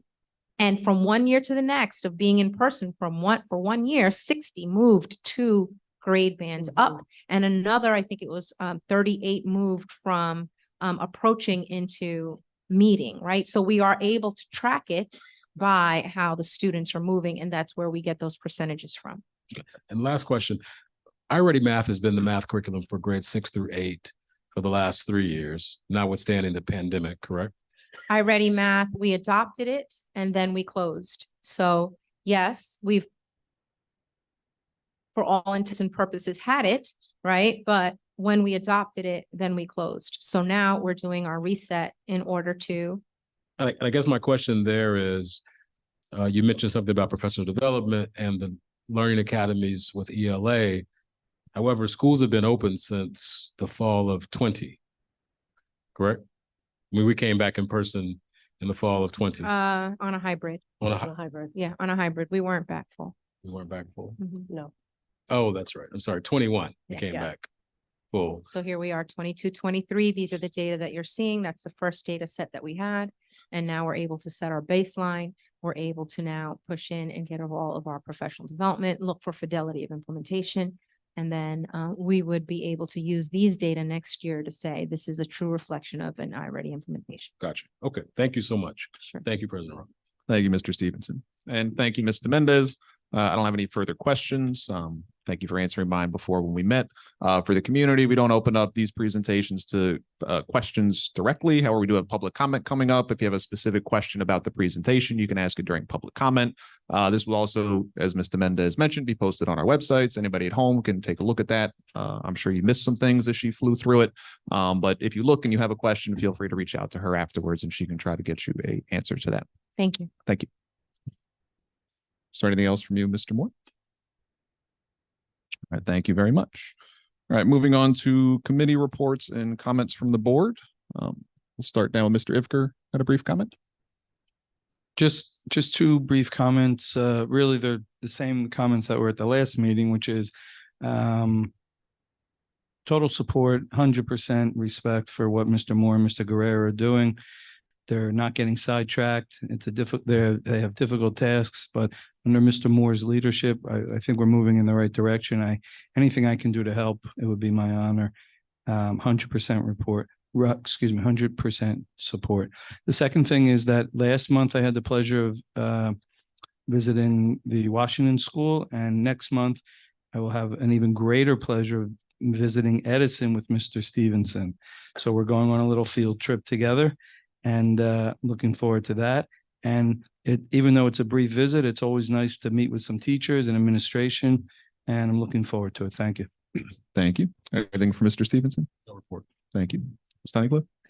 Yes, I'd like to report out on the negotiations that Mr. Stevenson and I have been engaged in for the last year or so. And this is a statement I would like to read. We've come to an agreement. The West Orange Board of Education's negotiation team is pleased to announce that it and the West Orange Administrative Association negotiation team signed a memorandum of agreement for a successor collective negotiations agreement covering the period of July 1st, 2022 through June 30th, 2027. Both parties will be presenting the memorandum of agreement and accompanying salary guides to their respective memberships for review and ratification very soon. The West Orange Board of Education wants to take this opportunity to thank its administrators for working collaboratively with our teachers and staff to serve the students of West Orange. The West Orange Board of Education wishes everyone a happy, healthy Thanksgiving. Thank you. Thank you for that, Ms. Tunnicliffe, and thank you to Ms. Tunnicliffe and Mr. Stevenson for serving on the negotiations committee, getting that across the finish line. Next, I would like to present or share my board president's report. First, I'll mention briefly, because I thought Mr. Moore was going to, but we did approve a construction project at St. Cloud as part of our budget process at a previous meeting to renovate some classrooms and create additional classroom space. On Thursday, the governor announced that various districts throughout the state were receiving funding for construction projects. We were one of them, so you may have seen that in the news. The project itself will cost somewhere between $1.5 and $1.75 million. And at a minimum, 40% of that will be reimbursed to us from the state. We're still waiting on the final figures of how much the state will pick up, but a substantial portion of that project will be paid for through state funds, which are then paid for through federal grant funds. So that's great news. Anytime we can use someone else's money, I like that. Second thing on my board president's report is a brief update about Edison Middle School, which Mr. Ivker was talking about. So just hear a few things that they're up to. Our Edison students have acclimated perfectly to their new school. There are many smiling faces as the students have learned their new middle school routines and are making new friendships. Academically, the students continue to be challenged and are well on their way to being prepared for 7th grade. Our PTA-sponsored walkathon was a hit with our school community. Students walked together to raise funds for the many PTA-sponsored activities they will enjoy this year. Harvest Day is back at Edison. On November 6th, the students enjoyed the outdoors of a beautiful fall day. Students worked with our science teachers to beautify the community garden. Edison has been very busy and continues to celebrate our diversity.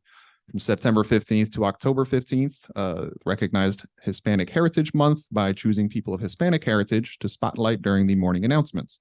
Additionally, students learned the origin of Hispanic Heritage Month and the importance of it. October is Italian Heritage Month. During this time, students learned about Italian heritage and its importance. During the morning announcements, fun facts about Italy and Italian culture were shared with the students. At the beginning of November, we announced 5 days of thankfulness for our parents, our guardians, grandparents, siblings, friends, and gratitude for our caring community. Today, on November 13th, we took the opportunity to honor our veterans. From mid-November to the conclusion of the month, Edison students will spotlight Native American heritage and its importance. And finally, during the month of December, our students will engage in learning the importance of peace, unity, kindness, and respect for all humans during the holiday season. All right. And lastly, I just wanted to say two things about some current events that have been taking place in our district over the past few weeks. First, I want to echo some of the words from a previous statement that Mr. Moore made to the community. Briefly summarizing what he said and quoting from his letter, we understand that students and staff of all backgrounds, especially Israeli and Palestinian, Muslim and Jewish, have loved ones in or around Gaza. It is our mission to provide a safe and nurturing space for all of our students to learn, grow, and flourish. The district has counseling services and staff on hand if students need support. This is the time to be compassionate with ourselves and with others so that we can work together to help our school community find strength and resilience in these trying times. Next, I want to commend the administration for their swift and effective handling of the situation related to the student walkout. There's a lot of disinformation on social media, so let me state a few facts. On that Thursday morning, the administration was made aware of a social media post calling for a student walkout. This post contained language that was offensive and harmful to some students. To be clear, this was not part of a school club. It was not organized or sponsored by the district or its staff. It was the result of students acting on their own as individuals. That Thursday afternoon, the high school administration investigated and met with the students involved. They discussed the offensive nature of the language in question. The students understood, and the students removed the language from their post. The administration also made clear that disruptions to the school day or the further use of harmful language could lead to disciplinary consequences. On that Friday, the administration again met with the students. The students decided not to go through with the walkout, and they decided to issue a statement clarifying their goals.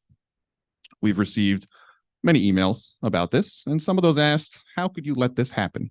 To that, I invite you to think about your own children and whether they've ever done something that you didn't think was wise. Students are individuals with free will and with constitutional rights. They're not robots waiting for programming, nor are educators imbued with powers of mind control.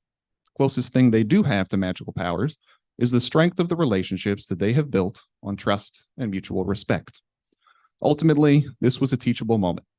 The administration was able to use their relationships with these students to help them reflect on the impact of their actions and to make wise decisions.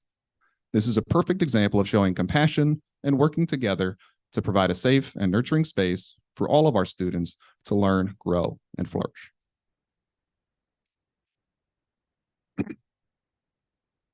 All right, next up, we will have questions from the public on agenda items only. Any community member who would like to make comments or ask questions, please come to the podium at this time. Please state your name and home address for the record, and then begin your comments. Please limit your comments to 3 minutes. Due to threats that Sorry, have been. could you please share your name and where you're from for the record? I'm going to get to that. So due to threats that have been made against me and people that support a certain movement, I fear for my safety. Therefore, I do not want to share my address. That if you could just share your first name and the town you're from, that would be fine. So my name is Rula, and I'm from West Orange. Thank you very much. My standing here today is not to talk about the atrocities being committed against the people of Palestine, as those are undeniable and being well documented. Very simply put, I will not use my time trying to humanize Palestinians to people who have made it very clear that they could care less about Palestinian lives, or rather anyone that goes against their views, as some of you don't even make eye contact. Instead, I stand here to defend the students in this district that are seemingly being put on the back burner by administration, threatened by residents of this town, some of which have made comments on public platforms that they have connection to board members. Their words, not mine.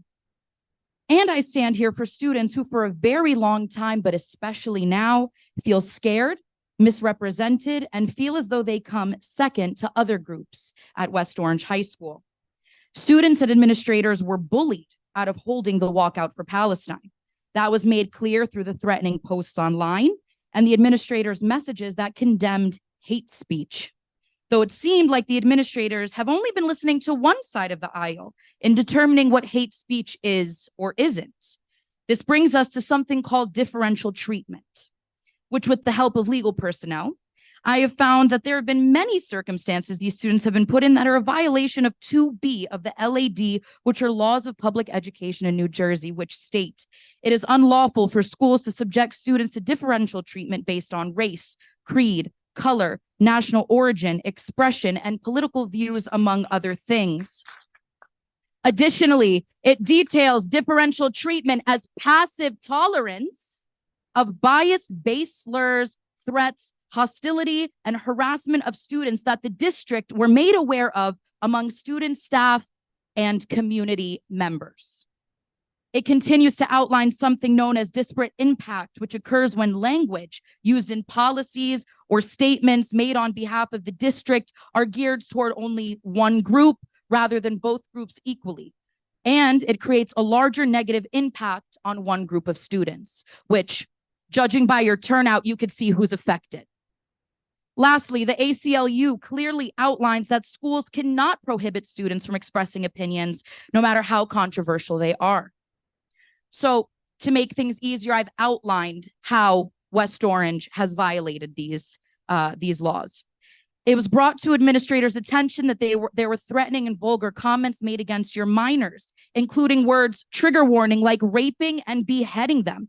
Nothing was done, no police reports. The district put out a statement only mourning the lives of Israelis, neglecting to mention any of the Palestinian civilians, which have now amassed past 12,000. Parents, the same ones making the threats, were able to come into the school to ask for discipline for our kids, among many other things. So I ask you, what are you going to do to protect our students? No words, actions. Your job as a district is to protect our kids, whether they agree with you or not. Your time has expired. Thank you.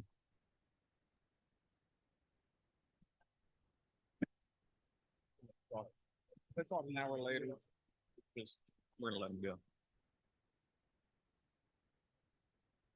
I'm an alumni of West Orange High School. My name is Manal.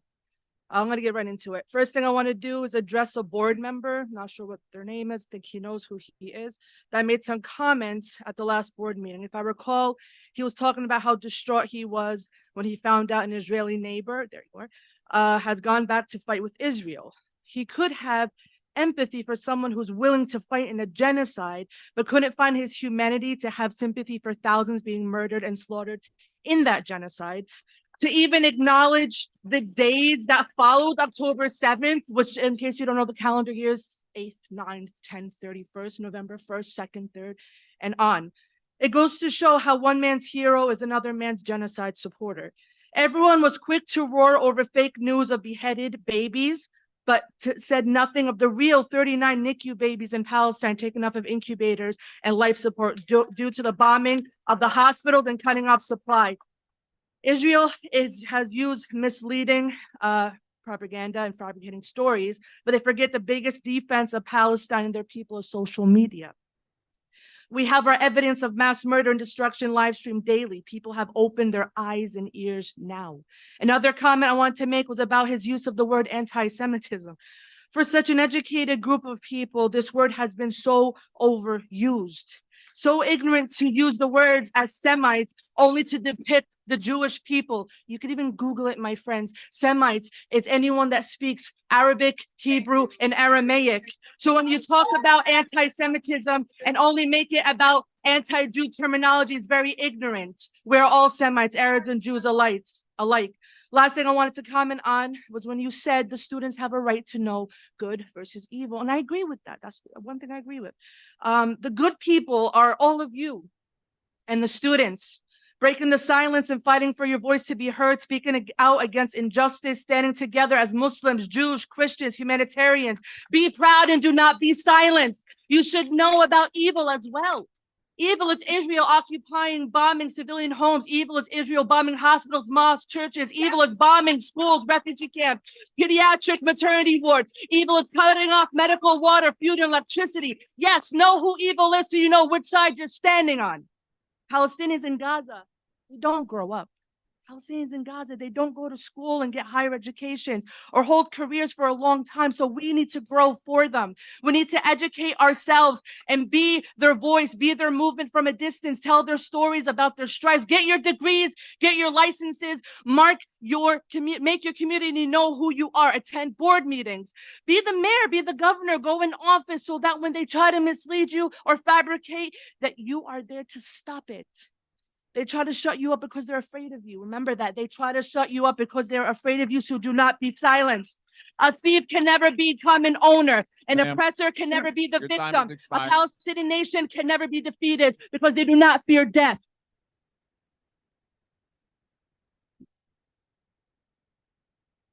Good evening. My name is May. I'm a resident of West Orange. I'm also alumni from West Orange High School and every single school I've been to. One thing that we need to acknowledge tonight, that we live in the United States of America, not the United States of Israel.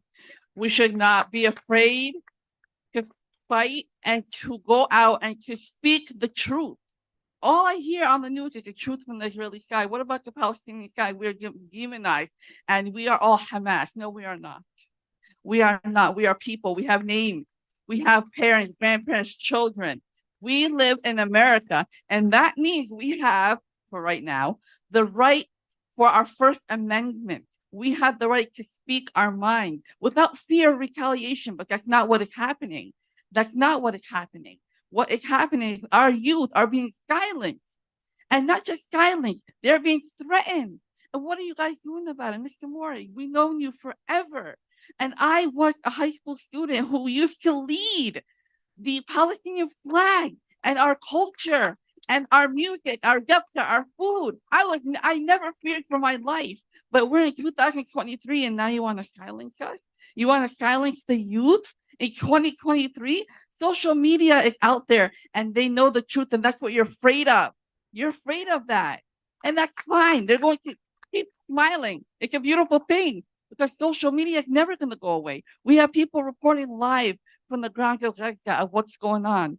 Listen, we have empathy for both sides, but we are human. You cannot treat us as simple numbers. One Israeli life is not equivalent to 1,000 Palestinian lives. Enough is enough. I'm here to talk about the students' right. We're in the United States of America. We have the right to speak our mind without fear of repercussion from anybody. And in West Orange, like I said before, I have never feared for my safety, but tonight, and with everything going on, I do fear for that. I wear hijab. I'm Muslim. I'm a proud Palestinian. I'm proud Muslim. And for the first time in my life, I fear walking in West Orange, and that's not fair. That's not fair for me. That's not fair for our community. That's not fair for our students. Do not silence them. Do not silence them. Free Palestine.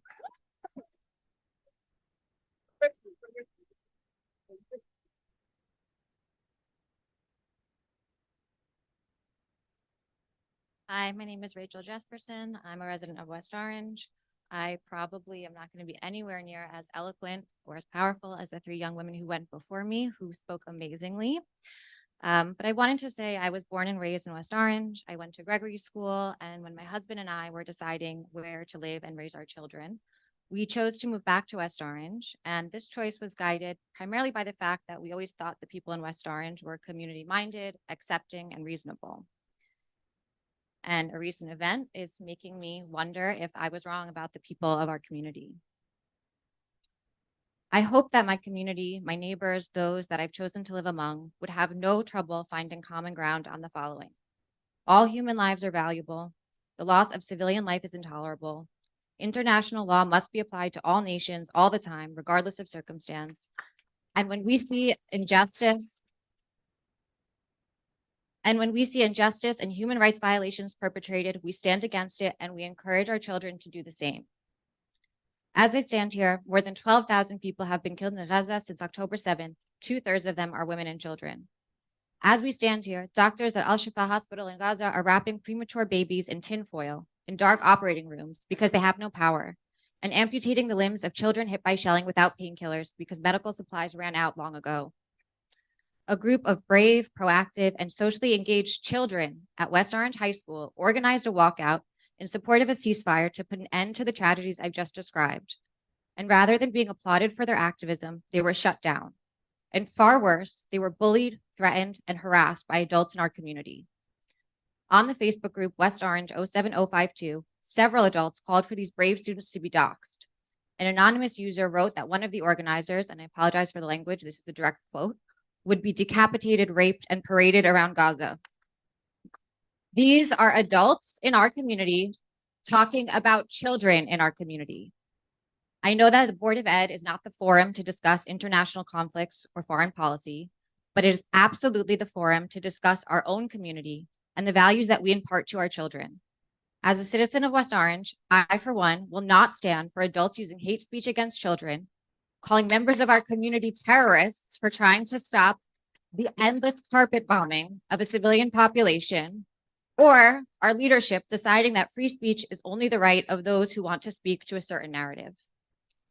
I hope that the town will take action against the hateful individuals who have been harassing and threatening the brave students of West Orange High School for Palestine, and that the district will do everything in its power to protect all of our students and allow every voice to be heard. Thank you.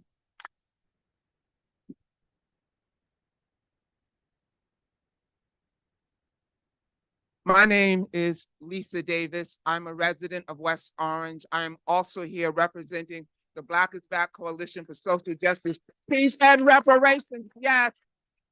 And I'm also involved with many other organizations. First of all, I found the report that you gave about this situation so inefficient and insufficient because it didn't tell anything, but people came here and wanted to know. Like you talked about the language that the students use. And first of all, let me also say this much. I have to sincerely apologize to the students and to the younger generation for the horrible system, the horrible world that my generation is leaving for them to inherit, a world of war, never-ending war. Even if the issue with Palestine is resolved tonight, the issue of all these wars is not. And a generation, an adult generation that just prepares them for war. And as youth, as students coming up, they're the ones who's going to be, this is going to be left to.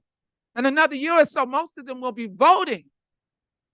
And they have the right to be concerned about what is going on and to raise their voices and to speak about it. So I want to just say to everybody right here, because I know better than anybody how this country can be. I know how much of a real threat it is, what they will actually do to people, like the way what my history represents, the lynching of children.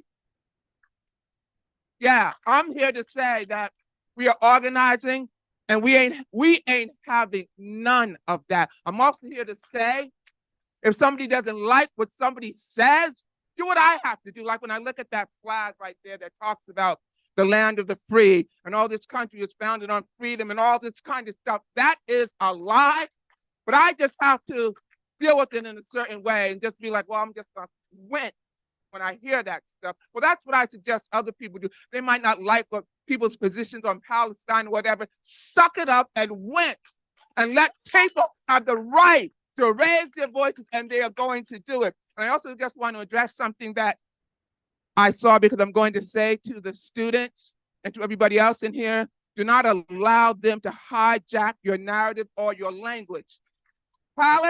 Victory to Palestine, from the river to the sea. Palestine will be free. And I'm going to talk about what that means, because see, we have a situation right here where they are projecting the ruthless viciousness of this country and what it did on people who have a different perspective. What the shiny C meant in the United States was that they killed everyone who was non-white from one sea to the other, from the Pacific Ocean to the Atlantic Ocean. That's what the shiny C meant to them, genocide. You will not project your ruthless history onto other people who have a completely different relationship to the world. Ma'am, from your river time. to the sea, Palestine will be free.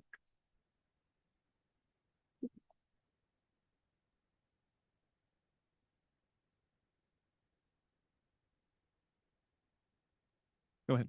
Yeah. If I say I'm angry, Sorry, could you start with your name and what town you're from, please? I'm from this town. And He knows me very well. for the record, could you share your first name, please? Kathy. Thank you. Very angry All these and my brother, who's a doctor, are a product of West Orange School.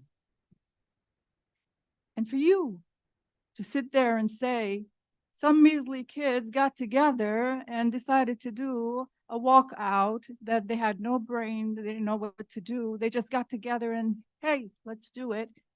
Dismissing that they're intelligent and they know what they want and know what they want to do. How dare you? How dare you? You just called, well, tell me this, before you praise them how smart they are and how wonderful they are, then now you call them dumb and idiots. So which one is it? Are they smart or are they idiots? Huh? What are they?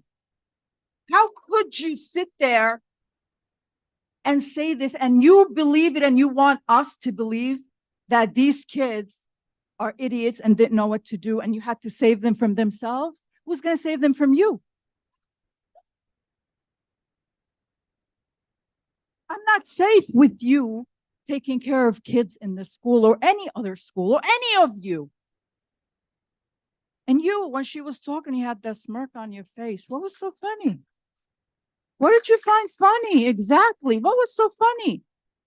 People are trying to live and you don't want them to live. You don't give a crap. Okay? This school has changed. I've been here for decades, and you know that, Mr. Moore. I advocated for kids, for teachers, for principals, for vice principals, for everybody, for superintendents, whoever. They know me, and I know them. And I don't like what I see now or who I see right now. You understand? You are changeable. These kids will stay, and they will become somebody with or without your help. You understand? For you to sit there and try to demonize them and call them fools and idiots, and you're trying to save them from the truth, you need help. You need help, and you shouldn't be sitting there. You don't belong there. You understand? We put you there, and I'll make sure you're not there anymore. Because I telling you to your face, I don't feel safe with these kids in the school with you sitting there, because you lied and you believed your lie. You believed and you try to make us all believe your lie.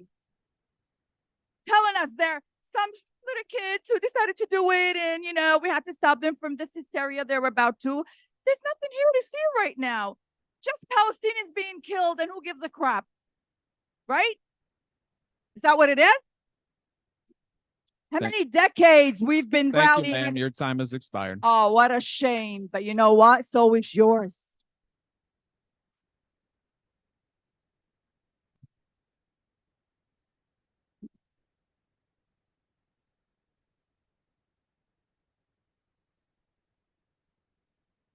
Hi, my name is Gabby. I'm a resident of West Orange. And I also have a 1-year-old who will, in a few years, attend this school district. I recently learned of a campaign in West Orange led by adults aimed at harassing, doxing, and intimidating a group of students for planning a protest. The cause for concern arose from the students' use of the phrase "from the river to the sea" in their announcement, a term that critics link to Hamas's call for Israel's elimination. Some argue that the students were either deliberately echoing a Hamas line or at the very least unknowingly repeating a highly offensive and triggering phrase. In an article by Patch.com on October 27, 2023, covering the West Orange students' plan walkout, the author discussed the interpretation of the phrase by the American Jewish Committee and the Anti-Defamation League, but failed to include perspectives from Palestinian groups. It is crucial, right, to acknowledge the historical context and the meaning of this phrase to Palestinians of all political convictions. As a history teacher, I find it disconcerting that there is little interest in understanding how the slogan is perceived by those who invoke it. To delve into the historical context, The slogan was coined by diaspora Palestinians in 1964 as a part of a broader call for secular democratic state in all of historic Palestine. The aim was to establish a state that would free Palestinians from oppression by Israel and other Arab regimes, such as Jordan and Egypt, which controlled Gaza and the West Bank at that time. Importantly, there has never been an official Palestinian position calling for the forced removal of Jews from historic Palestine. While Zionists were viewed as colonial settlers, Jews willing to coexist as equals with Palestinians were welcome to stay. In 1974, UN speech of Fatah leader and PLO chairman Yasser Arafat expressed inclusively stating, "We include in our perspective all Jews now living in Palestine who choose to live with us there in peace and without discrimination." Disregarding the broader liberationist context in which many Palestinians understand the phrase and citing only Hamas's leaders' use of it reflects a troubling and level of ignorance about Palestinians' views, or at worst, a deliberate attempt to smear their legitimate aspirations. Equally troubling is the assumption that a free Palestine would inevitably lead to a mass annihilation of Jewish Israelis, rooted in racist, Islamophobic stereotypes about Palestinians. Lauren, instead of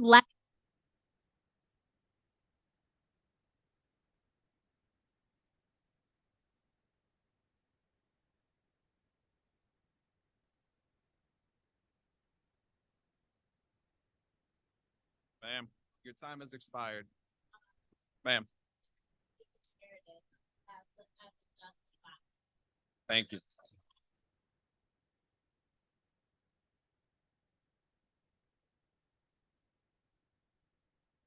My name is Tova, and I also reside in West Orange. I really wanted to speak exactly to that same topic, from the river to the sea, Palestine will be free.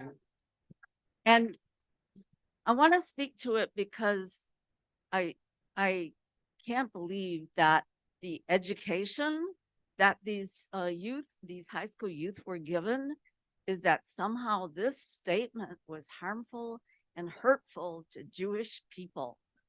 Not in my name. Not in my name.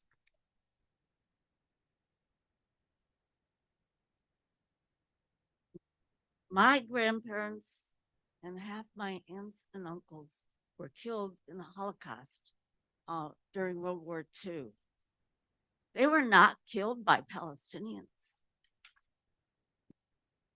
I think we all know who killed them, right? And then my parents wanted to leave Hungary to come to the US, but guess who wouldn't let them in? There was quotas against Eastern European Jews.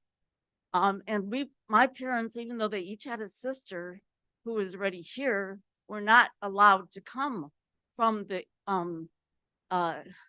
horrors of the Holocaust to the United States. Instead, they found themselves penniless in what had become the state of Israel.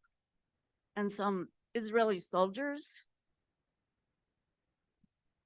took a Palestinian family home and gave it to my parents. And that's where I was born. So I say, not in my name. So Benjamin Netanyahu, just on September 22nd, spoke before the United Nations here in New York. And what did he do? He showed a graphic, a picture of what he called Israel, which included from the river to the sea, all Jewish state. That's what he invoked. And where did he think the Palestinian people were supposed to go in his world of from the river to the sea? So my sister who spoke before me, she made it very clear that the language that invoked on the Palestinian side from the river to the sea never was evoked to annihilate Jews. And there are so many Jews in this country and all over the world that say what I say, not in my name. So I'll end with, from the river to the sea, Palestine will be free.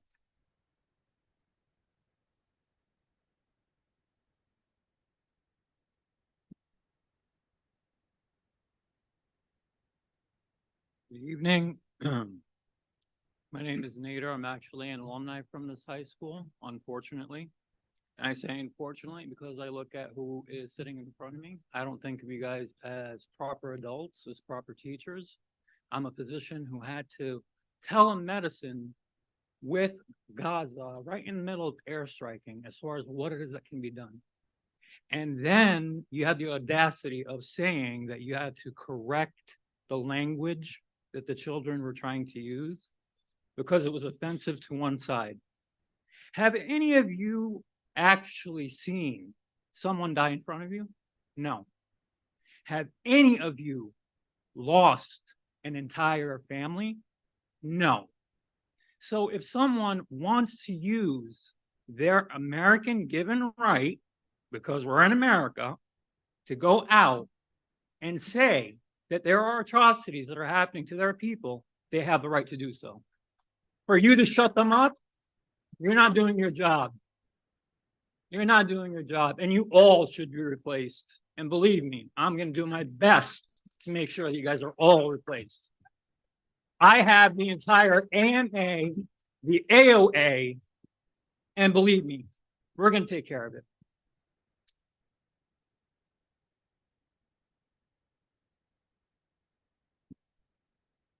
And I apologize. I was not laughing at the person before me. A critter went by. I'm Deb Cohen. I'm a teacher at West Orange High School. I'm not here to explain my personal views on this subject. I have very strong ones. I'm happy to talk individually with anybody that would like to. After last month's board meeting, I sent an email to the board, the superintendent, my union president, that I was very disheartened by the statement that was made by one of the board members, Mr. Eifker, and then I felt it was wholly inappropriate to bring it up at a Board of Education meeting in the way that it was. The following day, I talked to Layla. I found her. I hunted her down, accosted her in the hallway a little bit, and went, I just want you to know, we got you. And there's a couple of other teachers here with me to support her. Having said that,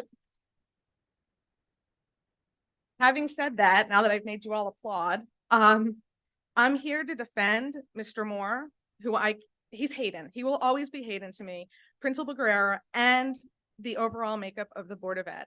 I have served on the Board of Ed in my town, which is Madison. I get it. We are in a horrible position where you are asking these people to comment on a situation that changes minute by minute by minute.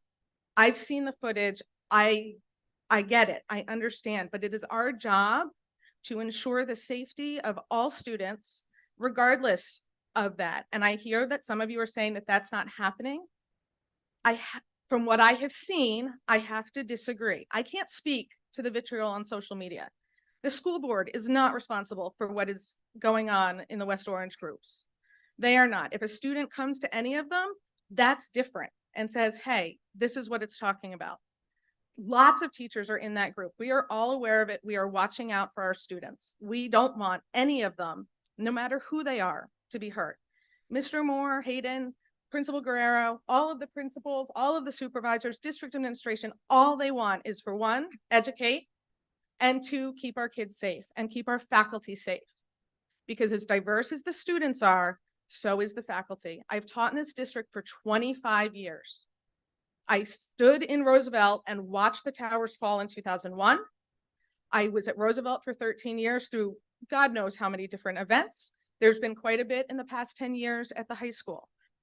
Hayden, Principal Guerrero, Frank Corrado, Lionel Hush, etc. Those are the ones I've worked for, everybody in the district. Their goal is to keep us safe, no matter what is going on. They can't do anything about what adults, grown adults, are doing on social media, unless students go to them and say, I'm worried about this because of this, and give concrete examples. they're not going to put out a statement taking a side or specifically asking for this or that. They can't do that. That's not our role. Our Thank role you, Ms. Cohen. Your time has expired.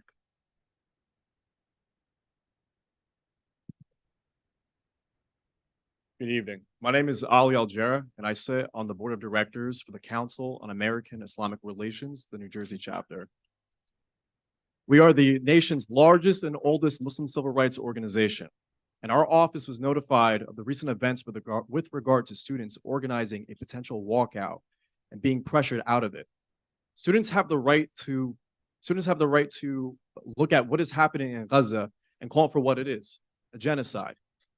Thousands of children are being slaughtered. It is no surprise that these brave students would be affected by just this alone, as our politicians support it. You should be encouraging students to stay acquainted with global affairs and empower them to be our next leaders. Walkouts and other peaceful methods have ushered a great amount of positive impact in this country. Look at Greta Thunberg, for example.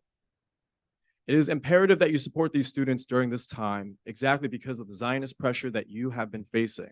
This is not just about global affairs. Statements and sentiments pushed by school districts, employers, politicians, and media that all totally sideline Palestinians and their immense suffering work to dehumanize them. Aside from licensing harm and destruction of Palestinians, this dehumanization is the reason why CARE New Jersey, our office, is inundated with unprecedented influx of discrimination and hate crimes. This is happening here in New Jersey. Muslim girls are having their hijabs pulled off. Muslim property is being vandalized. Teachers are calling students terrorists for having Palestinian national flag.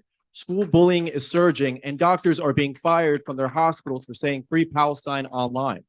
All of this in the state of New Jersey. Just last month, we dealt with 50 cases, most we've ever had in 1 month. Let's not make West Orange one of those cases. Parents are now calling to suspend, dox, and harass these students online. You rightfully did not suspend these students, but now we ask you to move in the opposite direction from where you have begun on this issue by reversing the pressure on the students and also take action in protecting these students from people who are seeking to harm them online. Look, I know you want to focus on the day-to-day problems that the public generally doesn't care about, but you have to see how this pressure or a biased narrative harms these students and Muslims in the community. We urge you to support students' right to expression of political opinion and speech and not succumb to Zionist pressure of a harmful narrative. Thank you very much. Thank you.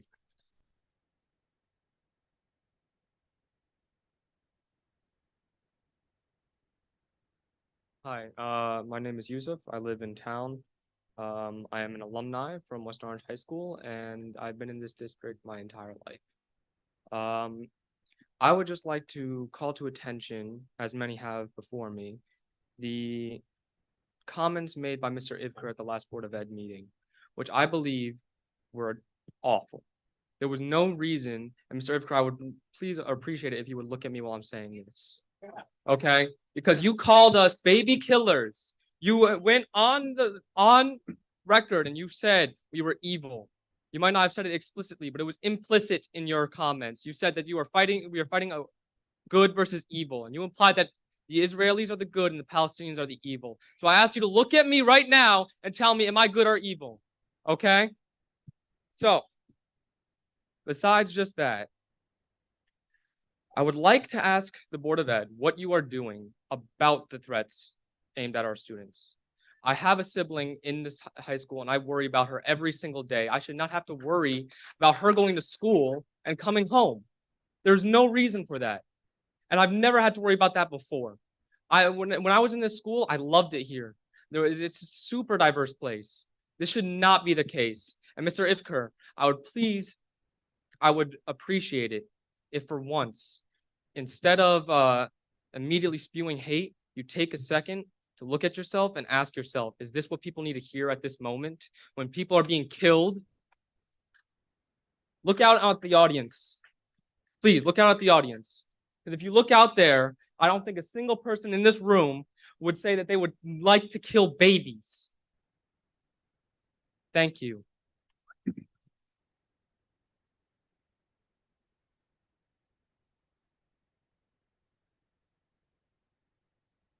Zelly Patterson. My name is Zelly, and I'm here representing Black Lives Matter Patterson. And I'm here as a representative of Black Lives Matter because we stand in solidarity with the people of Palestine. And I want to bring that up because being a part of the Black Lives Matter movement has never been easy. For many of you who may or may not remember when the Black Lives Matter movement started in 2014, even saying the word or the phrase Black Lives Matter, we was called racist. We was called anti-white. We was called un-American. And it was because through this education, because of the protests, because of having these tough conversations, because of not being allowed to be silenced, we had gotten to a space where people are now more accepting of saying Black Lives Matter. Do Black Lives Matter? But now we're in the same moment of history when it comes to a free Palestine. We have forces that's trying to tell us that being anti-Zionist is being anti-Semitic. And what I'm here to say is that anti-Zionism is not anti-Semitism.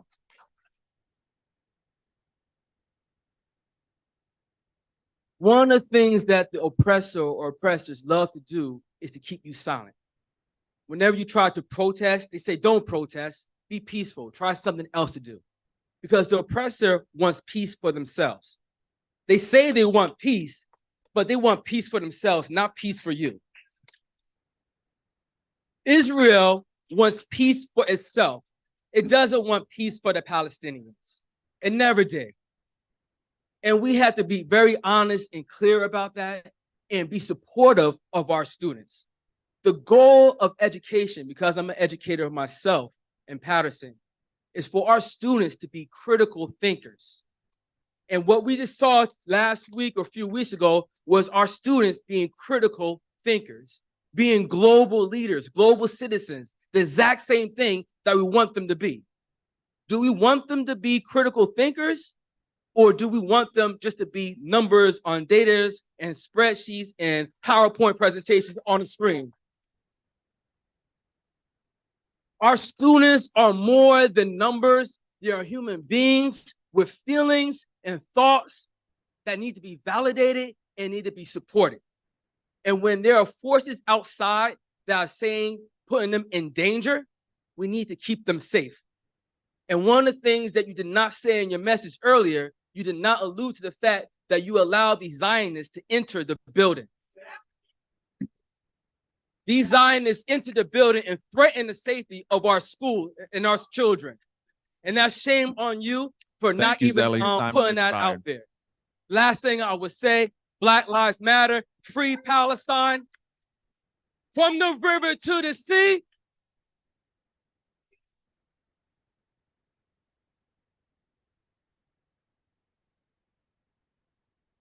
Good evening. I've lived in West Orange for almost 30 years. My two kids Sorry, could you graduated. give us your name? Ibrahim. Thank you, sorry. Go ahead. My two kids, I've lived in West Orange for almost 30 years. My two kids graduated from West Orange High School, and my youngest is now a senior. I love the diversity of this town and in the high school, which allows my children to learn different cultures and beliefs. That's why I was surprised by Mr. Ifker's comment at the last board meeting. Mr. Ifker spoke about teaching our children who's good and who's evil. And he referred to what happened on October 7th in Israel. He said babies were beheaded, women raped, planting the seed of hate and division into people's heads, even though there was no evidence of this ever happening. These types of personal political comments are dangerous and should not be allowed at the board of ed meeting. It's inappropriate and inflammatory, creating Islamophobia and anti-Semitism. A perfect example of this is where adults are now threatening and intimidating your high school students online on Facebook, West Orange 07052. Your comments, Mr. Ifker, are Israeli propaganda. You repeat it again. Teach our children who's good, referring to the Israeli occupation force. I don't call them the Israeli Defense Force. I call them the Israeli occupation force. And who's evil? You said, teach our children who's good, referring to the Israeli occupation force, and who's evil, referring to the Palestinian people. Mr. Ifker, I teach my children the truth and the fact about the 75 years of brutal occupation of Palestinians by the apartheid Zionist state of Israel. I teach my children that any loss of life, especially innocent civilians on both the Israeli and Palestinian side, is abhorrent, especially the killing of children. I teach my children that if you take a life, it's like you've killed all of humanity. And if you've saved a life, it's like you've saved all of humanity. You said you had to speak the truth about the massacres. You said you had to speak the truth about who's good and who's evil. So I ask you, do you teach your children the truth, Mr. Ifkar? The truth about the massacres that Israel has done to the Palestinian people in order to occupy their land? Let's list some of these massacres. The massacre of Deir Yassin, the massacre of Tantura. By the way, there's a 2022 for the board. Please watch the 2022 movie documentary on what happened of the so-called moral Israeli occupation force. They raped, killed, disemboweled pregnant women, how they threw a child in a bakery oven in front of his father. These so-called moral soldiers of Israel bragged about what they did. It's sickening. Watch and teach your children the truth. The Kibbia massacre in 1953, the Kafr Qasim massacre, the Khan Yunis massacre, the Sabra and Shatila massacre, the Al-Aqsa massacre, the Ibrahimi massacre. I could go on and on and on. Now the Gaza massacre. Now the Gaza massacre is over 11,180 civilians killed. Who knows what's under the rubble? And half of them are children. Mr. Ifkar, you're a doctor. Where's your outrage for these innocent lives? Babies, where's your humanity? You're a doctor. Thank you, sir. Your time has expired. Thank you.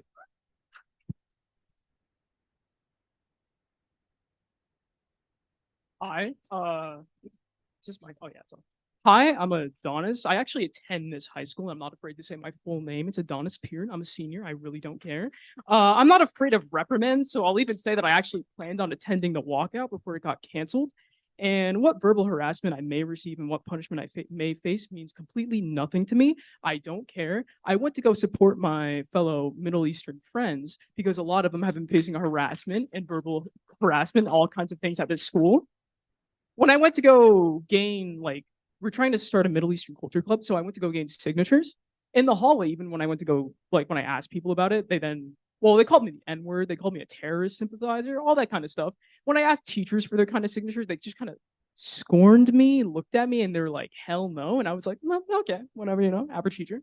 But once again, that all means nothing to me. They're nothing compared to the bombshells hurled at people my age and much younger. Why can they go to school, but why can I go to school, but they can't? Why can the teachers over here go over lesson plans, teach me calculus, all that kind of stuff, whatever, but the teachers in Palestine have to mourn their dead students and they can't continue the school year because guess what? Too many of them are dead. All the temporary words thrown at me mean nothing to me compared to the permanent deaths. You can't get them back. They're dead. They all deserve to laugh with their friends. They deserve to go to school. They deserve to hug their parents. They deserve to get married. They deserve to live a nice, beautiful, long life instead of being afraid, trapped, bleeding out, and dying by Israeli bullets and missiles. My friend actually lived in Palestine during the bombings of 2021, because guess what? This didn't start on October 7th. This has been going on for decades and decades and decades and decades and decades. They live in Canada now under the care of the country because their mother and aunt died in the bombings. And guess what? They actually have a brother in Gaza. Well, he was 10 years old, but unfortunately, recently, they messaged me his bloody dead corpse, which they only learned about from a social media post. Now, I want to ask you a question. Does imaginary dead, decapitated white babies the only kind of child that matters to you? I mean, America's policy has always been white is right. They don't really care if you get, a little darker than that. But, well, yeah.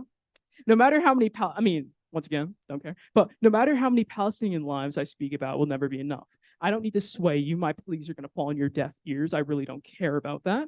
Even if you don't pay attention to my cries, even if I'm punished for them, I don't care. I will not allow myself to stop them. What little punishment I received or the scholarships I get revoked or whatever kind of reprimand I get or detentions or suspensions, I really don't care.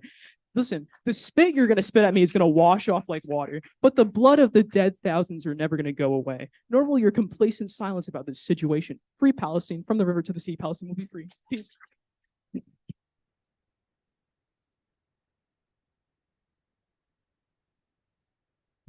Good evening. My name is Noha, and I'm also a West Orange resident. When my husband and I chose West Orange as a place to raise our children, we chose it because of the diversity. We wanted our Arab Muslim children to have friends from all cultures and backgrounds. We wanted them to have Muslim, Jewish, Black, Brown, Asian, white, to name a few friends to go to school with and grow up with. When Mr. Moore sent out a public letter to the district after October 7th, he did a phenomenal job balancing his message because he knew a lot were hurt. Thank you, Mr. Moore. When several teenagers at the West Orange High School decided to wear blue and white in solidarity with Israel, nobody stopped them, granted. However, when students at the West Orange High School scheduled a walkout for Palestine, they were harassed, silenced by adults in our town. Their names have been shared all over social media and they are threatened. This stems from the lack of support from our board. Our elected board should represent our diverse student body and acknowledge its difference and show empathy. When board member Ifker on October 16th publicly states, and I'm quoting, "We need to distinguish between good and evil, and there are the good guys and the evil guys," and that he unifies the board by claiming we stand with the good guys, referring to what's happening in the Middle East. I find that language extremely problematic and insensitive to our diverse community. The problematic language has allowed students and grown-ups in our town to vilify minors and residents who are utilizing their First Amendment of free speech. It has also allowed minors at West Orange High School and parents who grew up post 9/11 to be exposed to the hostile post 9/11 rhetorics in Islamophobia and Arab hatred. This is not okay. I refuse to let my children or anyone else's children in this town to go through what I and many other parents had to go through post 9/11 due to a language used by board member Ifker. I am asking board members to reprimand Ifker's divisive language, which has raised the heat in our town. I am also asking the board to refute Ifker's suggestion on the board going through Mr. Moore's messaging on such sensitive matters. Mr. Moore is already doing a great job at his neutral stand. And I'm asking the board to use a more nuanced language that acknowledge our diverse community instead of dogmatizing, and to protect our students no matter what, without favoring anyone. It should be a safe place in West Orange to be an Arab Muslim, and it should also be a safe place for Jewish students to live here in West Orange. Thank you.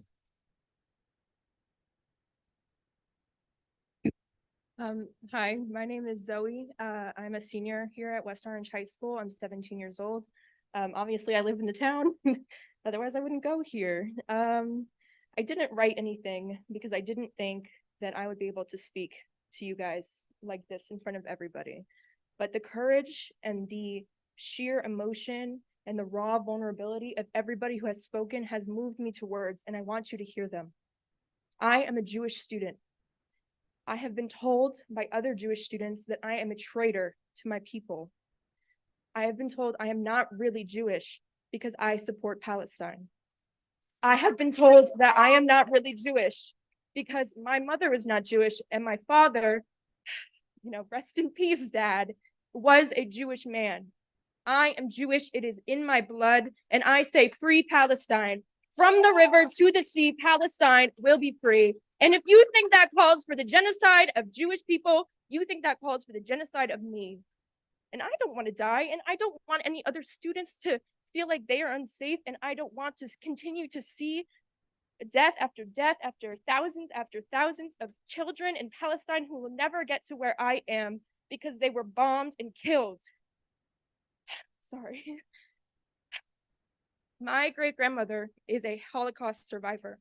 She had 7 siblings that she was the oldest of, and she is the only one who survived. You say that from the river to the sea is a call for Jewish genocide. Well, I have an ancestor who has lived that, and I am a product of her strength and her resilience, and I say no genocide for anybody, not in our name.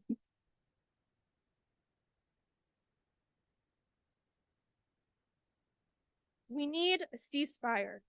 We need to be able to speak out about this, even if the whole town is telling us that we are insane, or they want our addresses leaked, or they want us to be incarcerated, or they want us to be expelled. It doesn't matter, because children overseas will never ever get to high school. They will never ever get to where I am. If I may, I would like to go and hand out a flag to each one of you.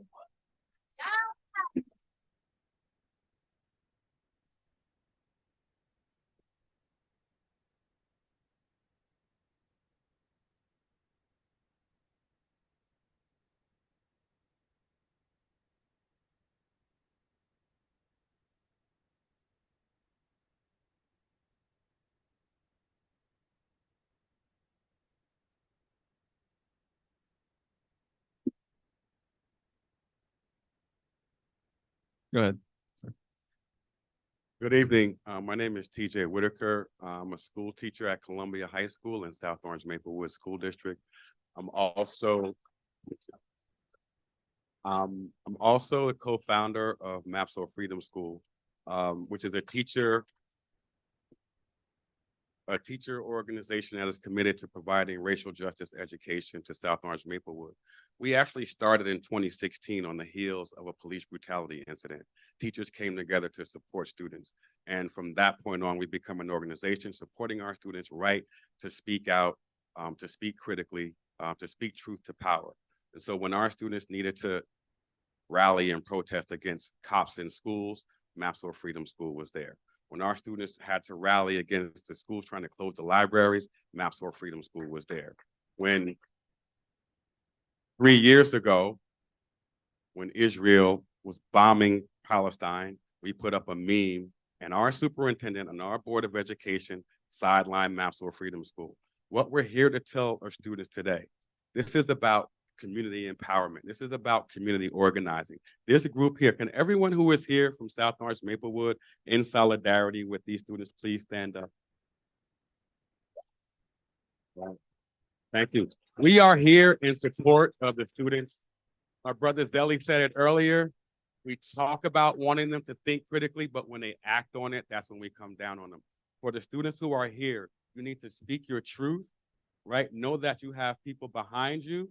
All right. Know that you are on the right side of history, right? They might suspend you now, but you know that you are on the right side of history. All power to the people.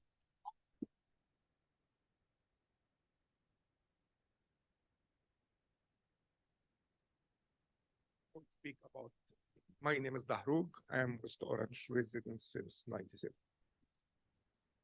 I'll speak about 3 points. First point, I believe everybody live in West Orange based on the following. Black in West Orange present 40%. Hispanic 33.6. White 17.2. And other Asian, 2 races, native Hawaiian. The board here doesn't present the population of West Orange. 3 whites, 1 black. So you didn't do your job to elect people present you. You let 3 whites controlling the board. And the same thing happened in the West Orange Township Board. This is the first one. Second one, if you prevented students to express their opinion, you should relieve Mr. Ivanka from his duty because he had hate speech against. I'm not in this side or that side. The fair, let him go and elect someone else who's after him to be fairly treated. But what you did is as against fair or free speech or against constitution. I hope you agree with me. I was happy that we have a black African-American superintendent the first time, because he will feel the feeling of the most of, or majority of population here, and he can deal with it. But now, what he did for our students, or what he exerts in pressure on the district to prevent free speech, as pressure pot is boiling now in the community. He let someone who is board member, elected board member, took the right side, the wrong side, and you prevent our future, our students, our young people future, gives them bad example. I'm sorry for saying that.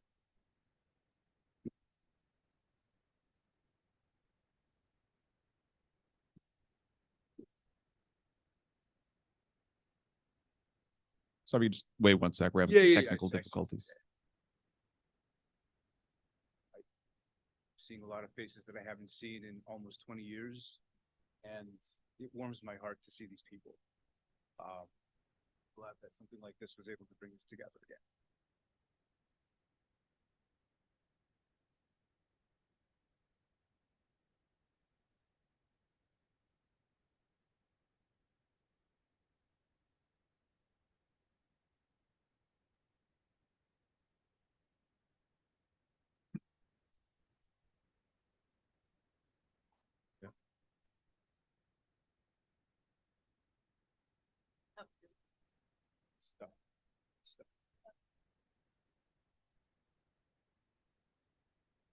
Is it all right if we use Ms. Flowers' phone? Thank you. All right, go ahead. Your name and My name is Sanan. I'm actually a resident of Montclair, New Jersey. The reason why I came out today is because I could not let the students feel for 1 second that they were not being supported by us. I had to let them know that there are people behind them. Unfortunately, the school did not stand behind them. These people are experiencing an incredible amount of trauma, and their outlet was to go out and just practice very minor civil disobedience, and you shut them down. You shut them down. What happened to some moral compass? And on top of that, we had people who stormed the school. I was speaking to one of my best friends who's on the Board of Education in North Halden. He told me that they had a person who was pulling on the doors. Within 5 minutes, he was surrounded by 4 cop cars. We had people who were threatening these children. How did we drop the ball so badly? What happened? How can we trust you with the safety of our students, of our children? What happened? You said that this was a teachable moment. I hope that you guys learned from this. But I also hope that our students, the ones who are trying to stand up, this is a teachable moment for you guys. You guys are not free. No matter how much they let you think that you are alone and isolated, you are not. We stand with you. We're with you. I really hope that this was a teachable moment for you as well. I hope that you can find your moral compass. Forget about the politics. For some people, I know no matter what, they won't be convinced of anything. But stand with your students. Yeah. Stand with your students. That's all we ask. Thank you so much. Thank you.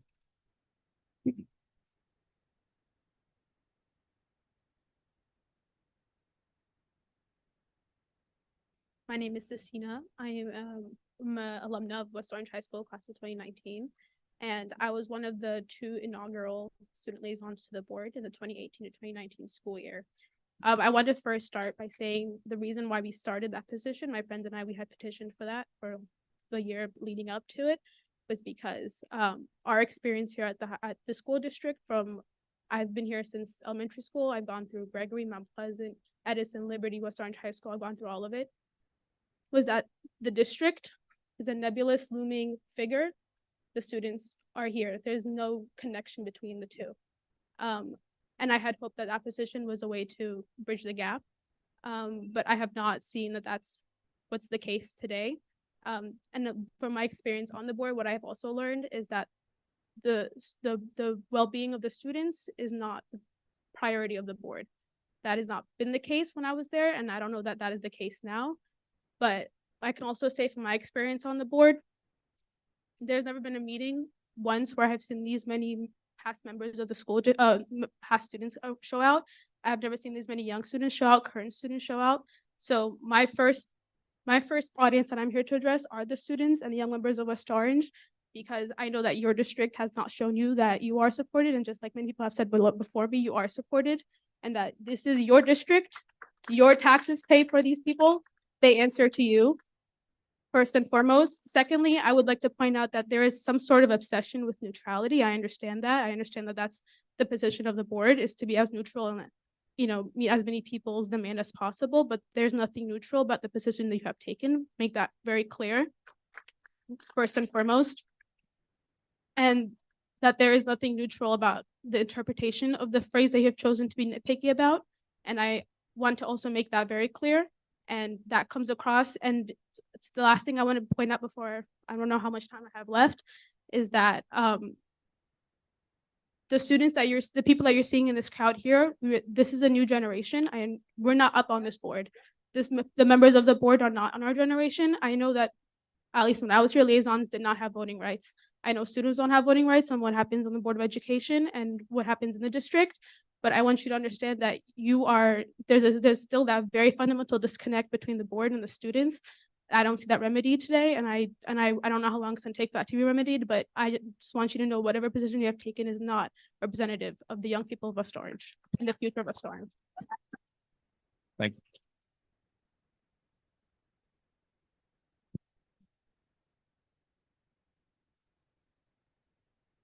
Good evening.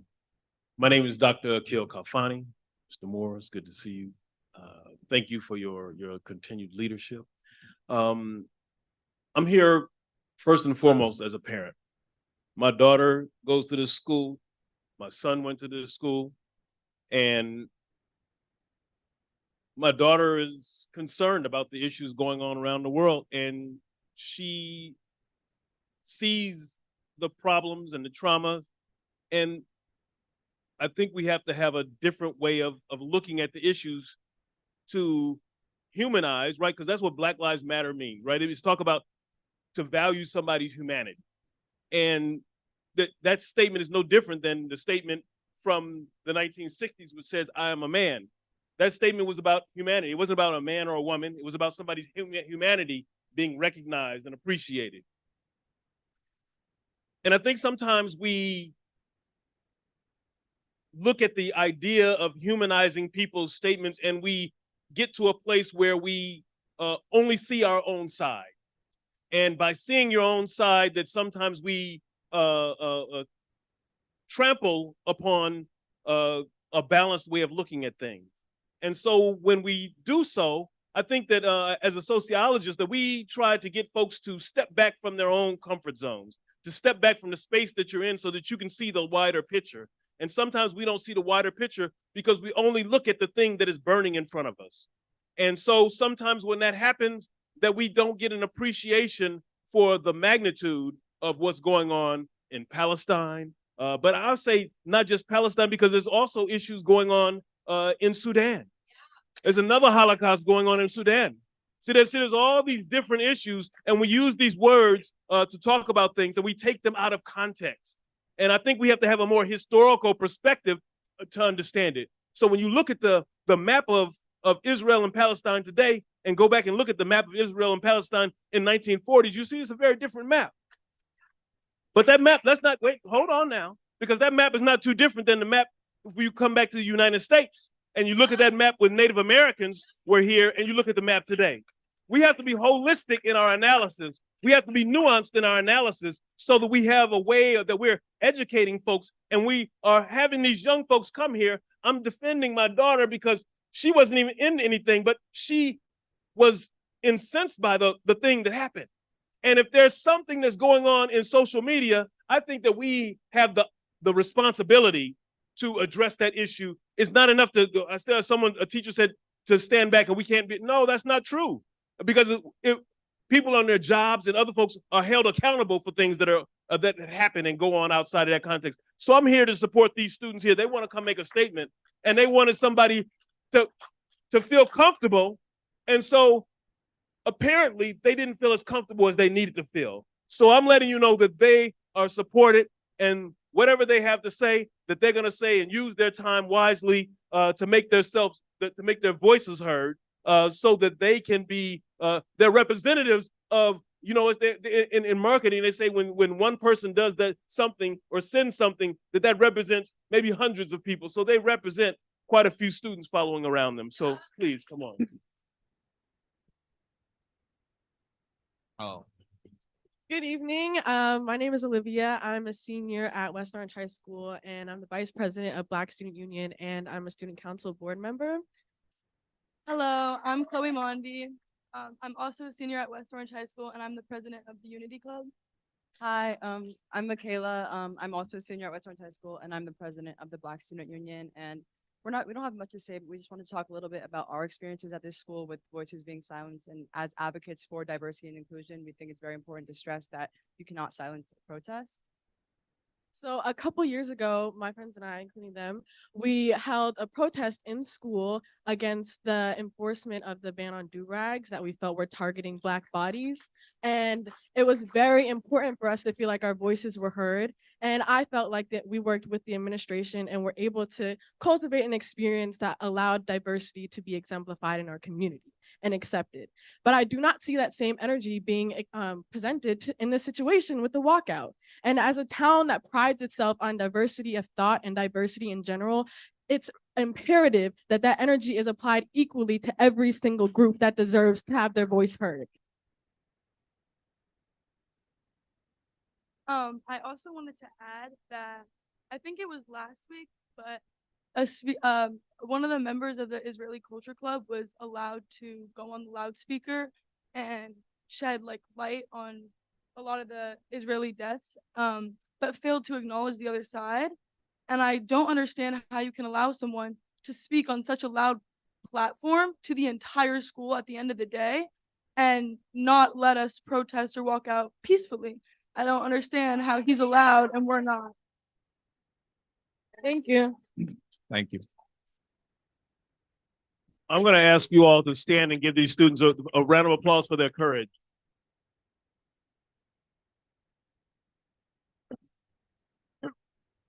And I'll sit down after this. This is the thing, one of the things that I see that's going on and the challenges. I know I shouldn't be speaking, but I'm going to take it 2 seconds. Kalfani. Is that we got to get more people, young folks, motivated to be engaged. And we only do that by we show support for them. Thank you. Thank you. How y'all doing? Hi. Good evening. My name is Jacqueline. I'm a resident of West Orange, and I'm a proud teacher and member of the Edison Middle School family. As a teacher of social studies and a trained historian, I understand that language is complex and nuanced. I often tell my students that as humans, we will always be working to improve ourselves as communicators. If I was a perfect communicator, then we would all have perfect marriages and lives, and it would be a wonderful world. That doesn't exist. I'm still very happily with my partner. He's watching. That being true, I am also aware of how easily language is weaponized to hurt and harm and allow hatred to exist. As I also tell my students, where hatred is allowed to exist, violence will soon follow. This conflict is many years old, but it does not stop us from having the empathy necessary to create a different narrative today. While the school board is not responsible for what happens on social media groups, it does have the ability to make clear that hate-filled speech and interest to harm or call for any type of assault, let alone sexual assault, against our student body will not be tolerated. We see many posts from the school board speaking to the fact that the buildings in our community are physically safe, that they are locked, that we have wonderful security teams and guards that are so wonderfully trained, and that they are, but we have not seen any posts from the board or from the greater community of the school community saying this type of behavior or language will not be tolerated, that the video recording of students against their consent in a public space and posting calling for their inability to be employed as young adults, we haven't seen anything against that yet. And you know you cannot control the actions of adults, but you can speak up against it. The board is clearly aware of the power that language has. Yes, in our physical buildings, but also in a larger social and emotional space that our students and our families and community members live within. Additionally, many times students' interest in political activities such as walking out or participating in political events seem to have most recently been dismissed and dismantled with gratitude and grace and a celebration of peaceful conversations, but still a dismantling at the end of the day. We don't provide alternatives to students to express themselves politically or personally. We acknowledge that they have an interest to learn how to fight back against racism, anti-Semitism, sexism, homophobia, and outright discrimination, but we need to do more to provide a space for this to occur. It concerns me as a teacher and as a member of the West Orange community. We are obligated as members of those charged to protect our students to also protect their right to have a space to speak and the right to feel heard safely. Finally, with lots of discussion about teacher preparation as it relates to academic achievement, very much necessary, no doubt, related to the data, there has not been sufficient conversation in empowering teachers to create spaces within school buildings and learning spaces where students can participate in conversations and developmentally appropriate movements and actions that meet the objective of preparing students to be fully functioning participants in a democratic society that allows students to connect with families, the community, and wonderful organizations that seek to achieve the same goals that we hold ourselves each year. Oftentimes, these communications and conversations fall upon one particular department and reduces the greater party of district members, whether it be teachers or administrators from their Your time has expired. Thank you. Great. History department is now.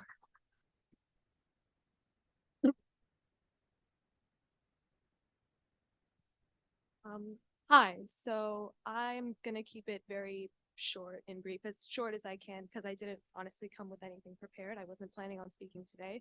Can you start with just your name and what town you live in? My name is Ria. I live in West Orange. Thank you. I'm West Orange High School alum. I graduated class of 2021, and let me just say, you know, I've been part of protests that took place at the school. I've been part of walkouts. I've been part of protests in support of gun control and Gen Z for climate justice. I've seen the wonderful things, and I've been friends with people that have put together some of the most amazing protests, some of which have gone on to achieve even more.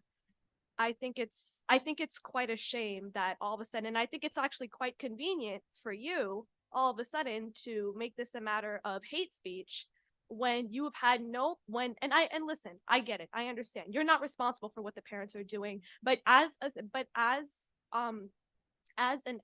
board of ed, you guys have a responsibility to protect your students. You guys can't be worrying about anyone, regardless of what their affiliation with what their beliefs are, but regardless of if they're parents. Your priority should be your students. And there is absolutely I'm struggling to find a reason why you guys are more worried about a bunch of kids putting together this what you would consider to be a clumsy attempt, an uneducated attempt at staging a protest because of their use of the phrase "from the river to the sea, Palestine will be free." But and it just doesn't make any sense, because do you guys genuinely believe that these students would go out of their way to call for a mass genocide of Jews? Do you guys genuinely believe that they would knowingly call for that? That doesn't make any sense. I feel like, put aside all of it really does not, it doesn't make any sense to me how you guys are more worried about possible hate speech that might have made some parents upset, but you're not worried about the kids that are at risk for being doxxed on social media by those same adults.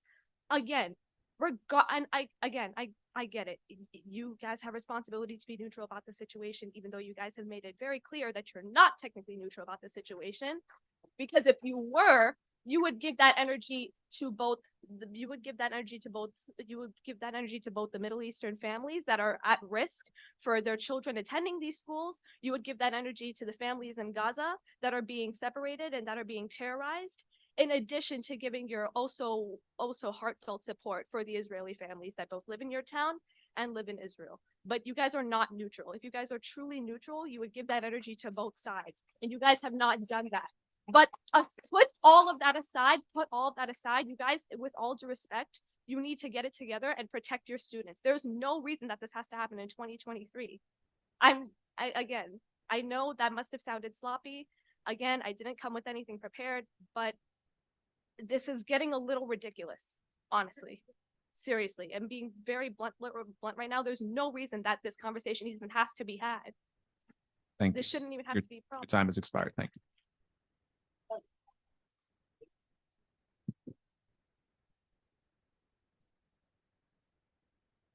My name is Alex. I am a junior here at West Orange High School. So as those of you who know me personally, will already know, I just transferred here in September. I'm coming out of a nearby private school, and I have watched this happen before.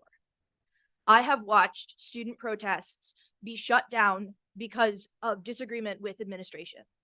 I am coming out of a school where I could not protest for my rights as a queer person because it threatened my ability to attend the school I was going to.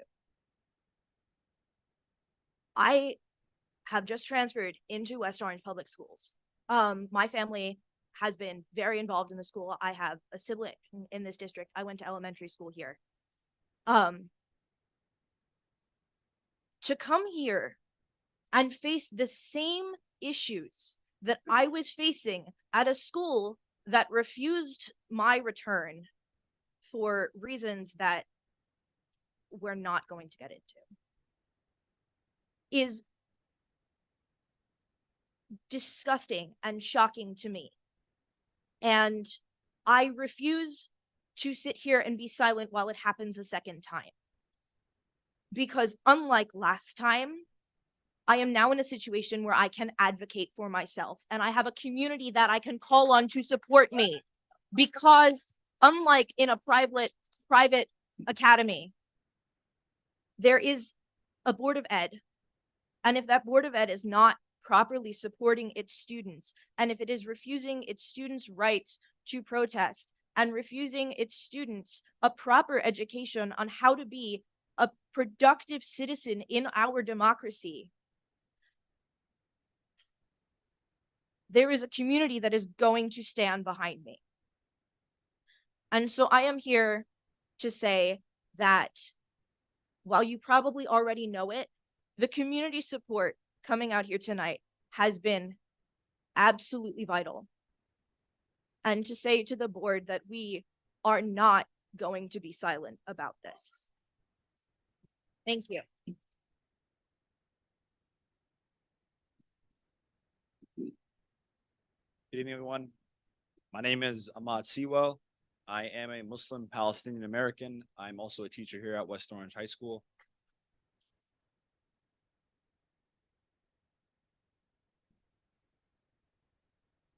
I'm here to bring light to the Board of Ed on the consequences of what was said during the last meeting. After the attack on October 7th, I, as a Palestinian, already felt a sense of fear, a sense of worry on the backlash that would happen. And after hearing what happened during the meeting, I cannot express how isolated I felt after that was said, especially being that the board are the people that I look to for support when things like that happen. And there have been people that have supported me. And I'm very thankful that the teachers here and the Superintendent Moore, thank you so much. And all the other teachers that have supported me through this. It's probably the only thing that made this doable. And I can't even imagine what the students feel that go through this. As a student who went to school post 9/11 and endured and had to live through that fear of what would happen, and seeing that I still feel this sense of fear as a teacher, I just want you guys to acknowledge that things you say cause a lot more damage than you might believe it to be, especially when you identify one side as good and the other side as evil. They do matter. So the only thing I wanted to come up here and say is that as a teacher at West Orange High School, I do have hope and faith in our town. This is a beautiful, diverse, and strong town that has always, when I was hired here, the first thing they told me is that West Orange is a family. And I have seen that sense of family. I just hope that we can revive that sense and watch the things that we say, especially thinking about the people that it can harm, because it has already harmed. And for that, I really hope that we can do better, not for just for the teachers, like people like the teachers can endure it. I pray for the students and I worry about that. Thank you for your time.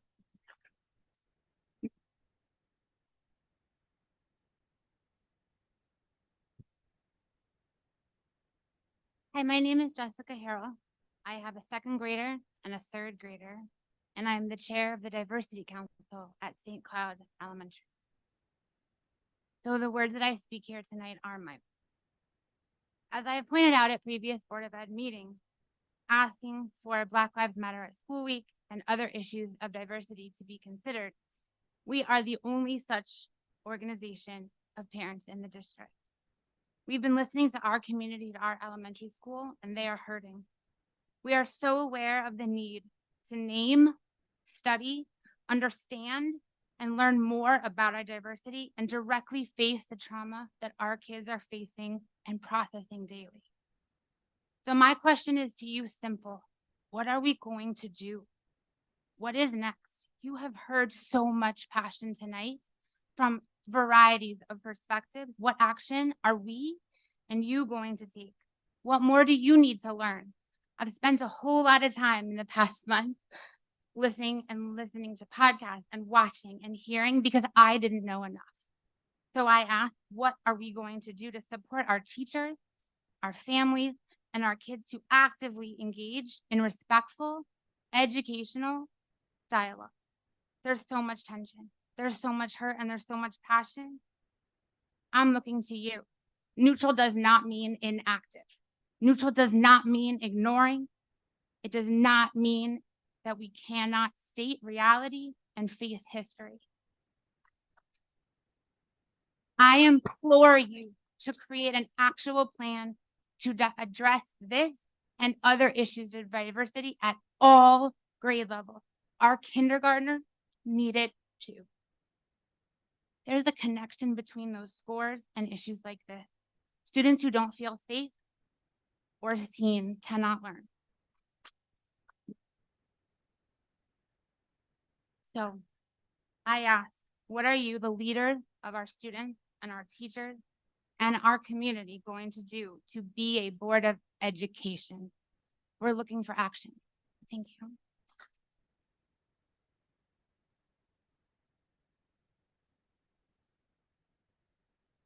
Hi, my name is Nadia Tualda. I'm a graduate of 2018. And I would like to start this off by saying, I saw this on social media and it was very interesting because in my last 2 years at this school, we had organized 3 walkouts, protests, sit-ins, and we had no issues whatsoever. And the fact that you did bar these students from having this walkout under the guise of its hate speech, when I was in school, we had a walkout because of hate speech, because a student made a joke, said a couple things that were very racist. And yet, he was suspended not for what he said, but because they feared his safety from us. So to see this behavior continue from the school board, from administration, is disgusting. And I would like to ask you if this walkout was organized in support of Israel, would we be here now? No. No. And like a previous speaker mentioned, look at your turnout. All I see are Palestinian flags. That's all I see. Why is that? Because, and I will make it a point to not say the Jewish community, but the Zionistic community in this town knows that they will be advocated for no matter what.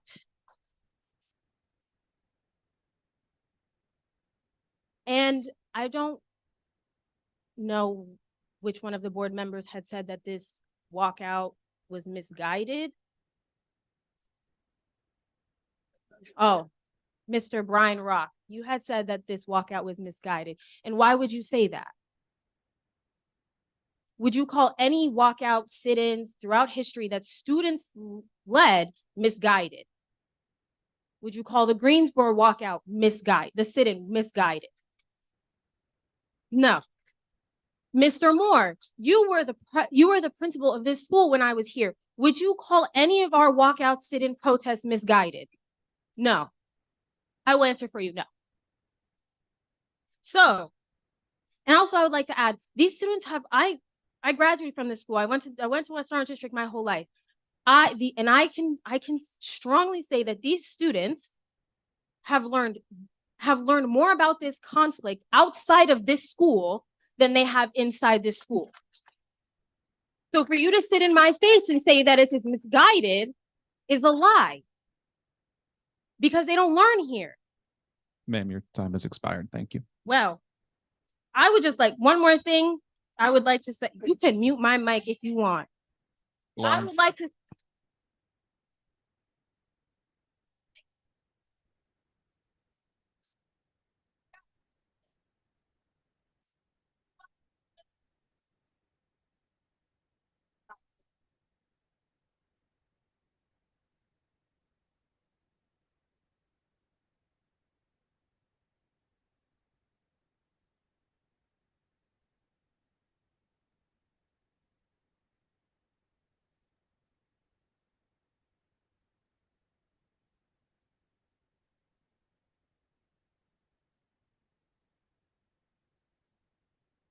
Good evening.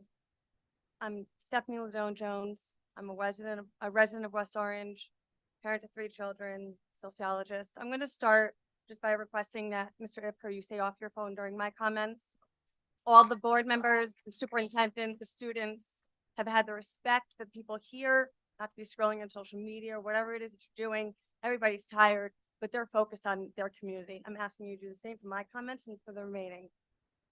I'm here tonight to express my concern over the reductionist tropes employed by board member Robert Ipker in describing the tragedies that have occurred and are occurring in Palestine and Israel as a battle between good guys and bad guys, with the good guys having our support. These generalizations are not only grossly inaccurate, they're dehumanizing and set a dangerous precedent for how board members are to carry and express themselves. These conversations require more honesty, more care, more concern, and much less Islamophobia than you gave it in that moment, Mr. Ipker. I'm asking the board to formally reprimand Mr. Ipker for this careless and dangerous categorization. I'm here tonight to stand in solidarity with the students of West Orange, their right to protest and their right to freedom of speech. The censoring of our students and intimidation tactics used to silence them is anti-democratic, an abuse of the district's authority, and a disregard of our moral obligation to stand up for our students, to hold space for our students who are in mourning and enduring a collective trauma. And in this time, they are abandoned by their faculty. The district's attention to speaking about the trauma from the Hamas attack, but not speaking up about the death of Palestinian civilians, says a lot and has an impact on students and their mental health, their feeling of purpose and feeling protected. If the Western world, and in turn West Orange, is turning their back on Palestinians or those that pray like them, look like them, how are these students supposed to feel supported? Finally, I'm here to call on our board, Superintendent Moore and Principal Guerrero, to protect our students from this community. Our students are being bullied in the township social media pages. I know you've seen it. The harassment includes threats of doxing minors. Adults in this township so threatened by the bravery of our students going online to intimidate, bully, and harass. And yet the messaging that comes from the district focuses on correcting the misinformation. I call on the board and the superintendent to acknowledge these illegal violations, condemn them, and share the measures that you will take to protect our students. Thank you.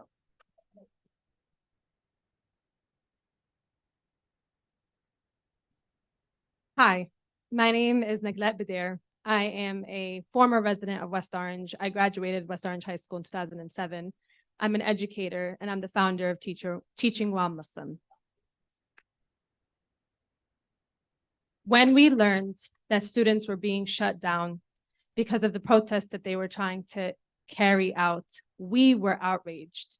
And not only were we outraged at y'all shutting them down, but we were also outraged at the wild comments that were made that everybody else already referenced online about these students and what would happen to them and the threats that would happen to them if they actually carried out this protest.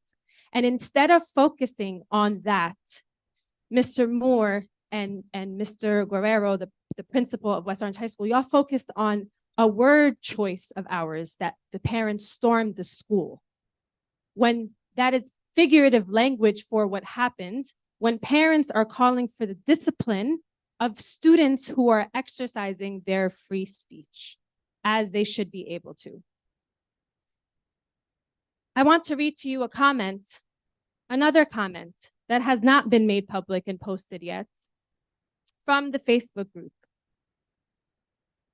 So word is that one of you, and I quote, "So word is that one of you little pricks is screenshotting comments here and feeding them to a pro-Hamas group at West Orange High School. Do you think that is supposed to scare us? LOL.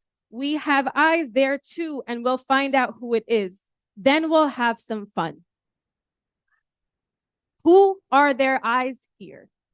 And why do they feel so confident that they're going to be able to carry out any attack against these students with no repercussions? I don't know about you, but to me, that's parents and adults storming the school online. Thank you.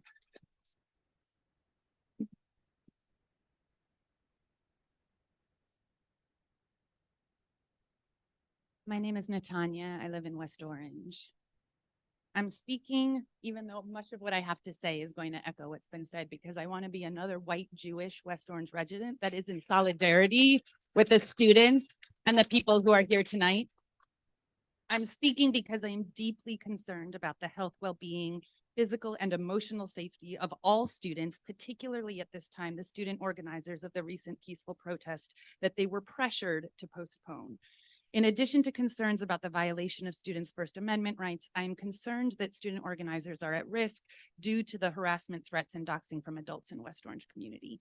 I question what the Board of Education and school leadership are doing to acknowledge that this is happening and protect the students from illegal behaviors.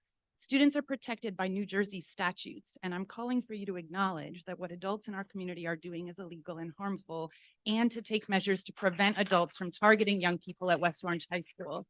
Furthermore, if the board is concerned about students making statements to the public that can be hurtful and divisive, the board should also be very concerned about a board member's statements that further divide the community. If you are a board member with the responsibility of maintaining the public trust, yet use divisive and incendiary language, your statements compromise the entire board. That should be grounds for reprimand or censure, especially if not a board-approved statement.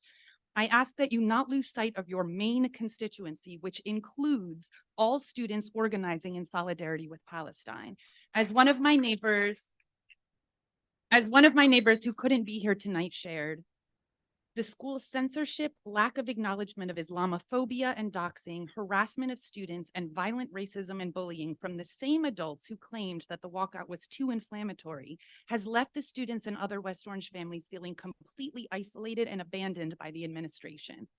A Palestinian child is killed every 10 minutes, according to the World Health Organization. We need to have empathy for and make space for all of the mourning and pain that the young people of West Orange are feeling.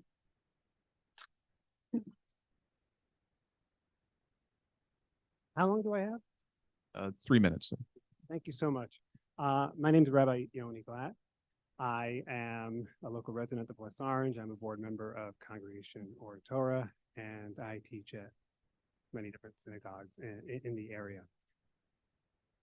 I just found out this was happening. There's other events tonight to address why there's not such a strong Jewish presence here. There's a lot going on. Tomorrow there's a major rally in DC early in the morning. I've been very, excuse me.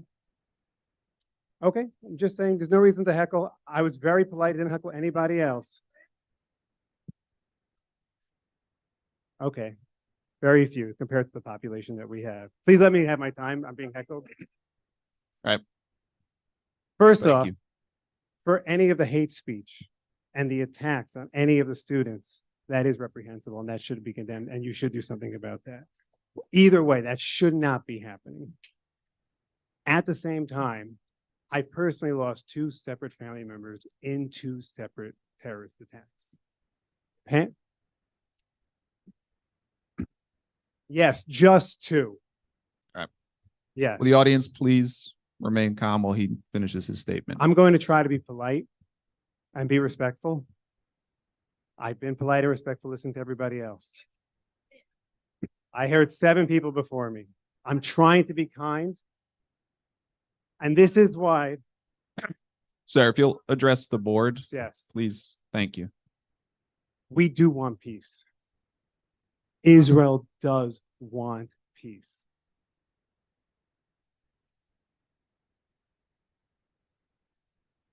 I'm speaking for the Jewish people. We want to live in peace. We don't want to have to walk it down streets. Too many people are doing this now, afraid to show that they're Jewish. When you hear,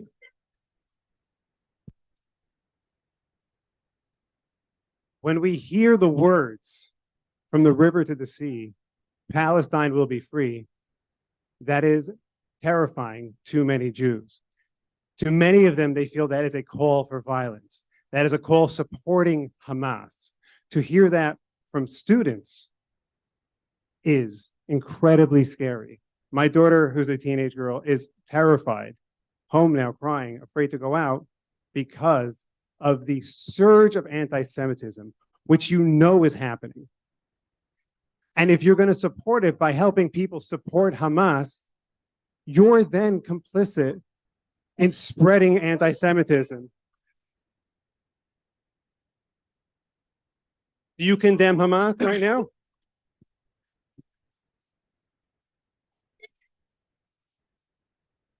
I'm trying to be calm, and I am willing to have a calm, rational conversation, a peaceful conversation.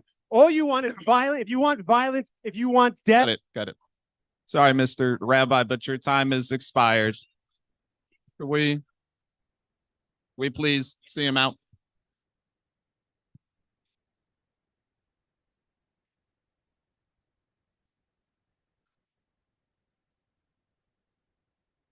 My name is Marie, and I am a resident of West. Hold on 1 second. As the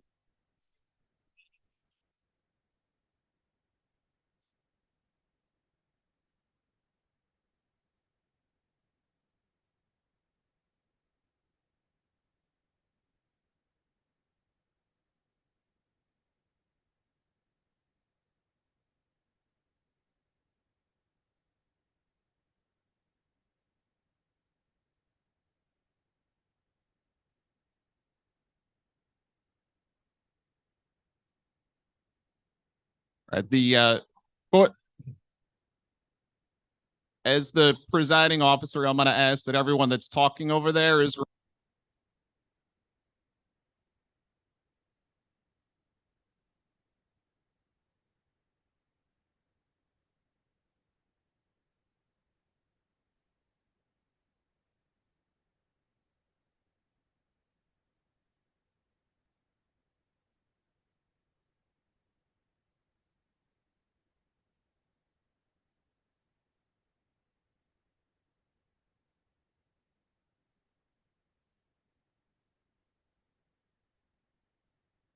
To do.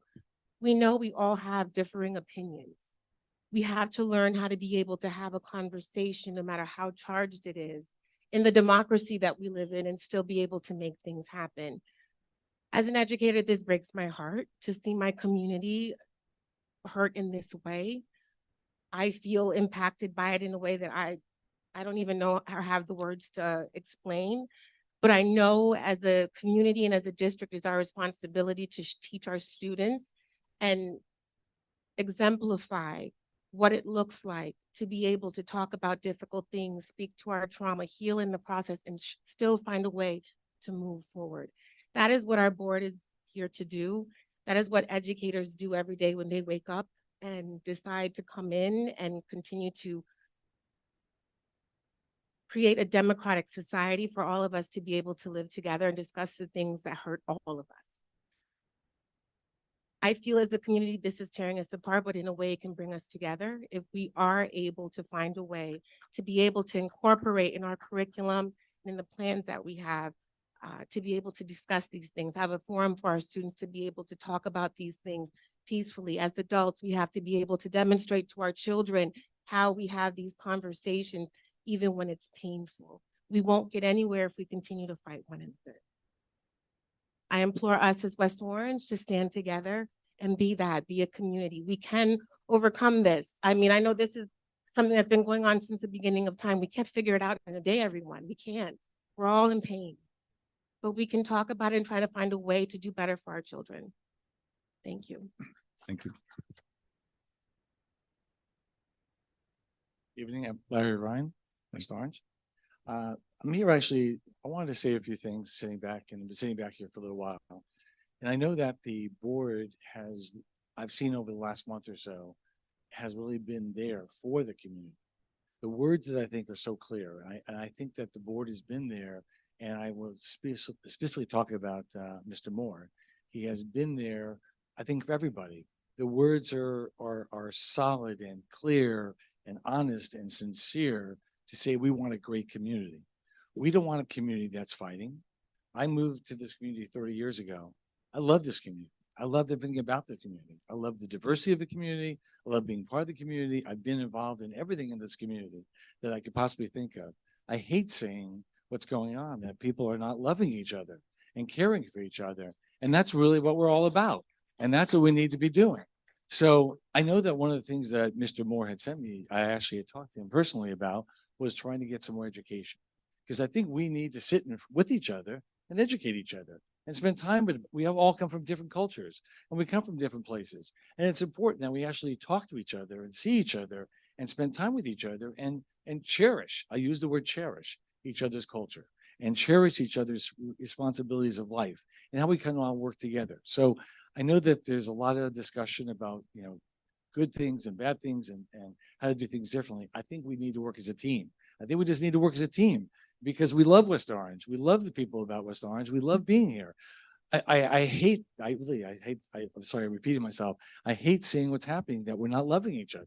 That's the reason we came here. So we need to spend the time to figure out how to love each other, how to care for each other, how to cherish each other. And I really think that, Principal Guerrera and Superintendent Moore are really on the right path to give us good education, to give us good processes, to give us good ways of educating each other and bring us together, not standing and really having protests, but really sitting at the table with each other. I would love to be sitting at a table with everybody, having a conversation about what we're all about. That's what life's about.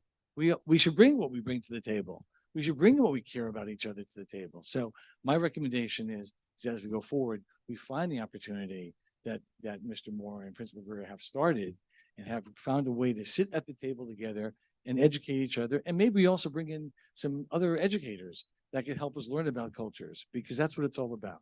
So I just want to say, I'm glad to participate in any kind of discussion to help us make this go further, because it's really critical that we feel good to be together as one community with all the diversities that we cherish, and we spend the time doing it together. Thank you. Larry.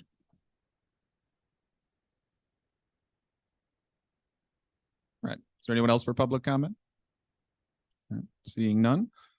Thank you all for those heartfelt comments and concerns. We hear what you're saying. I will look to Mr. Moore to see if he has any specific responses at this time before we move on to resolutions. I'd like to just clear a few things. First, we are traditionally a school that allows protests, and we didn't stifle the students from protesting or stopping them. If you look at the wording, it said postpone. I would like to address that. Keeping the students safe, number one, is the first priority. I will tell you and by the way, every post we spoke with West Orange PD, they followed through, they looked things up, and they've helped. I also employ parents. I am not around on the weekends and at nights. When you see posts, you can call West Orange PD. I spoke to them specifically about those posts. We spoke about it with adults. We cannot and do not stop kids from their constitutional right, and as a tradition, we haven't. What we did do, though, is we talked about what happened was when I wasn't here during the time, as I was driving home, I heard about the post, which had the words that were inflammatory, but our students were being threatened by outside groups if they were to walk out and protest. So we called the students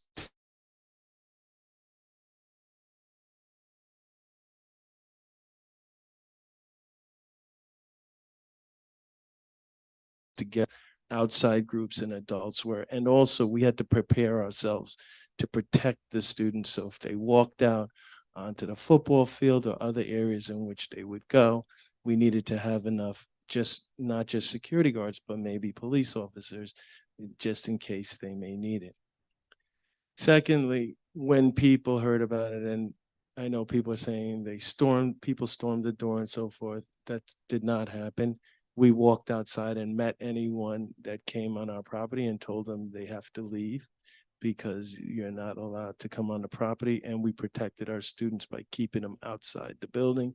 If the way that anyone would get into the building, and by the way, it was the breezeway, is because they followed someone that was walking in behind them.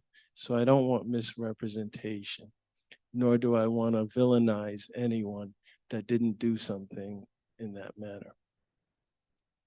Last, I started in the beginning from the start with a speech that told the community and talked about that the issue when we first started, and Hamas and all of that, when we first started with the attack and so forth, I said, we at the school are prepared to take care of our students of Palestinian descent, Israeli descent, Muslim descent, all backgrounds, as we all are going to hurt, as we all have friends and family that have lost lives in the region, and we care for all.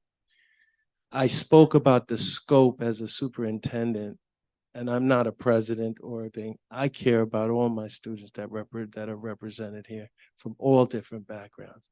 And I want to make sure that they have a safe, secure place and know that they are loved and welcomed here. I always preach an inclusive and nurturing environment. West Orange's strength is entrenched in its diversity. There are many truths, there are many hurtful feelings and emotions, and I do not take those lightly. I do hear you and understand. But understand I have love for my Palestinian students 110%, and they have rights. And I did not, nor did Principal Guerrero deny it. We spoke to the students because of safety, and we used the word postponed and delayed, that they would have an opportunity to look at that safety and see which way they would want to go with that campaign. We've always done protests. It's not that we stopped or silenced anyone, but you speak about safety and adults outside in the community. That is not easy to control. That goes to the police, because adults outside the community that don't have anything to do with our kids. I have faculty of diversity, my Arabic faculty, my Jewish faculty, my students. I care for all their safety. And I do not wish for people outside of West Orange to impede on that as I see those posts and those threats. I myself have been given the same threats and posts because of my statement where I said that I would, as things unfold and as things go on, I will have counseling and designated areas where students can go, or counseling actually, where students can leave class and deal with what's going on. And I asked our students to be empathetic, kind, accepting, and understand that lives are lost and it's humanity.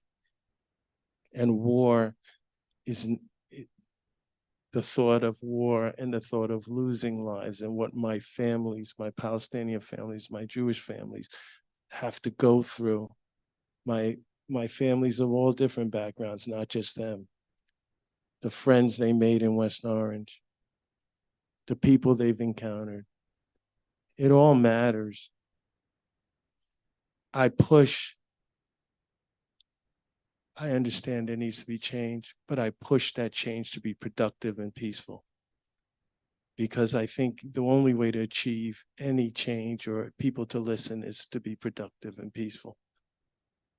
And that's what I've asked of our entire school community. I haven't silenced anyone or shut them down, but I asked them to think about how you want to go about that campaign, how you want to do it, but also allow us to prepare safely for you again and make sure that we are making sure that all students are safe throughout any protest or any event. I'm strong in my position as I represent a diverse community. I will not, and I represent, and as I feel my responsibility is to protect the kids. Yes, we do call the police. Yes, we do with posts, but I ask you too, as parents and community members, not only do we just condemn it, but help us call the police too, if they're home on the weekends, if they're home at night.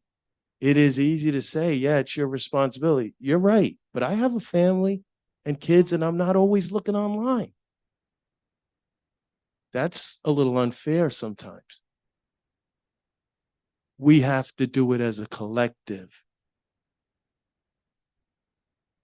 And as a collective, we can productive change and unity as well. So I'm sorry to be emotional, but I love this community. And I saw some of my former students, and I know they thought, hey, you sound some, hey, you did. And no, just like you're used to, students are allowed to protest. It's a constitutional right. I can't stop that.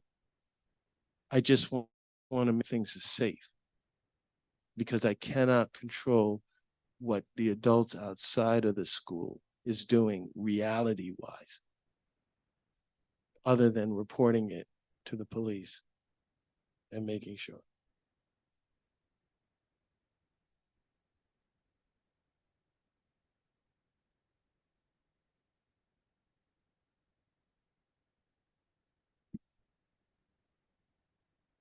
Ma'am, the time for public comment is over. Thank you. No, ma'am, this is not a back and forth at this point. The board has business to conduct. So when Mr. Moore is done with his statement, we're going to move on to business. Thank you. All right. So I sincerely speak to you all. Of course. Yeah. As I.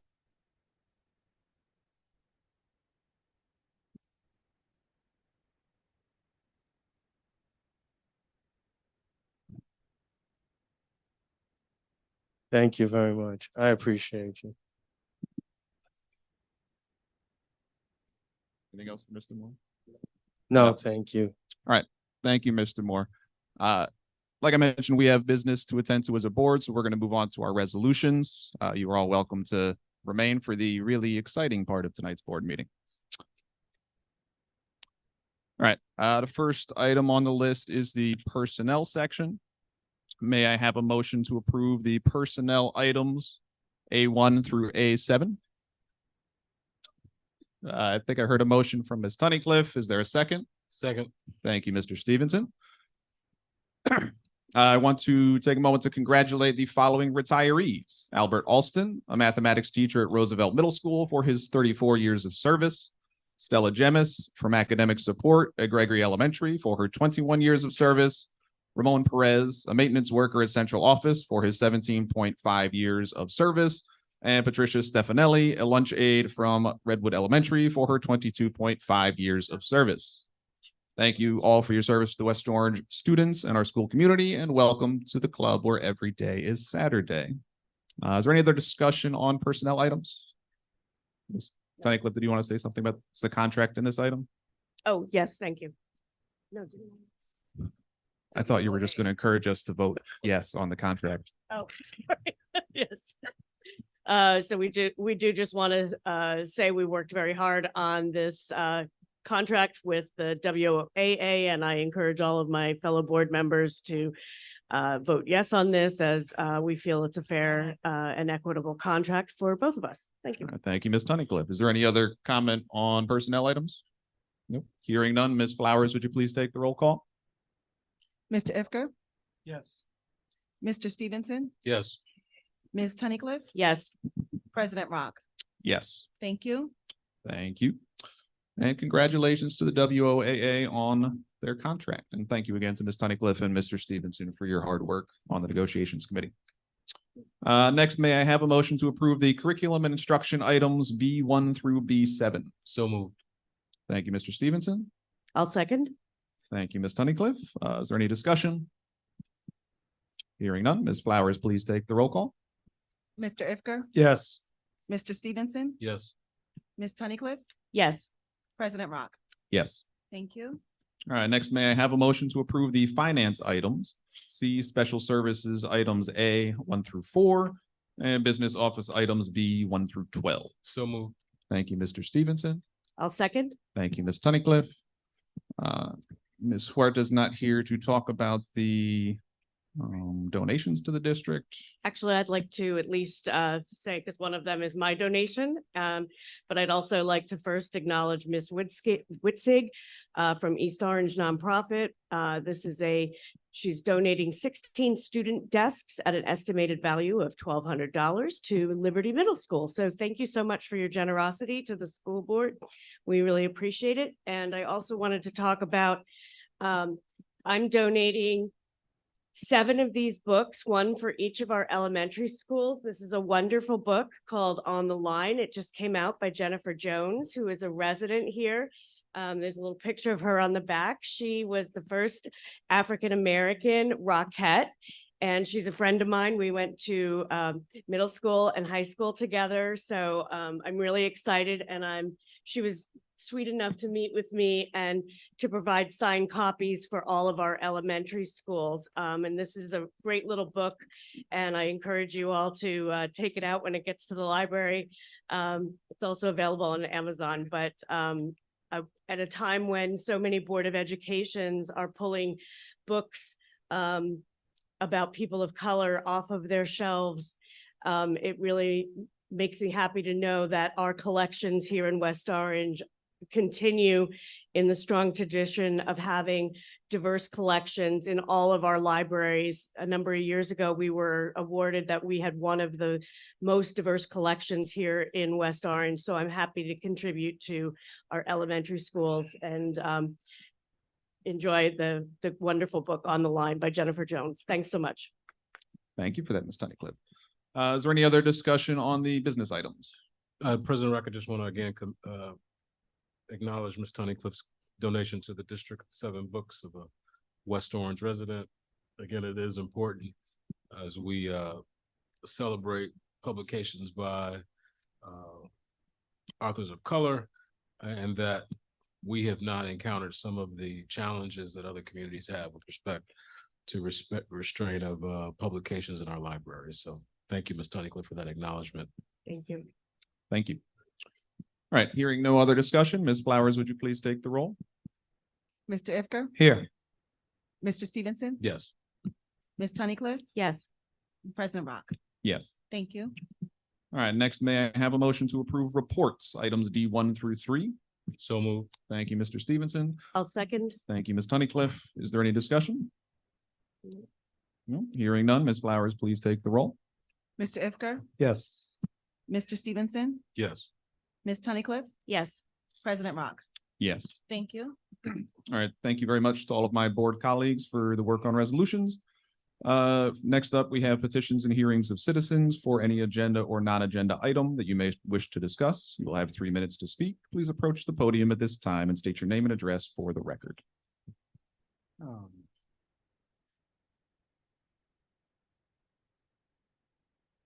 Dr. Calfani? Test. There we go. Dr. Kafani, yeah, I'm, where am I? 39, that's where I used to live. 7 Glennon Place. There's 3 things I wanted to bring up. One is, on the earlier report relating to math and science, I wanted to suggest that there's something that's called ethnomath. I don't know if you know of that, but it's something been trying to push at the college, and I think that ethnomath was something that would benefit greatly the students because what it does is it takes in consideration culture, and it integrates culture in mathematics, and so then that gives another kind of way of thinking about it, and helps students to connect to it more, because math, one of the reasons that we have math aversions is that students don't connect to it. The other one is, should have did this earlier, but invite everybody to the Health and Wellness Expos going on at Essex County College. The school district sent out a email to everybody that's going to be this Wednesday. So we hope that we can get some folks here to come to the Health and Wellness Expo. It's free and open to the public. It's all day. So we have about 400 or 500 high school students coming from around the Essex County.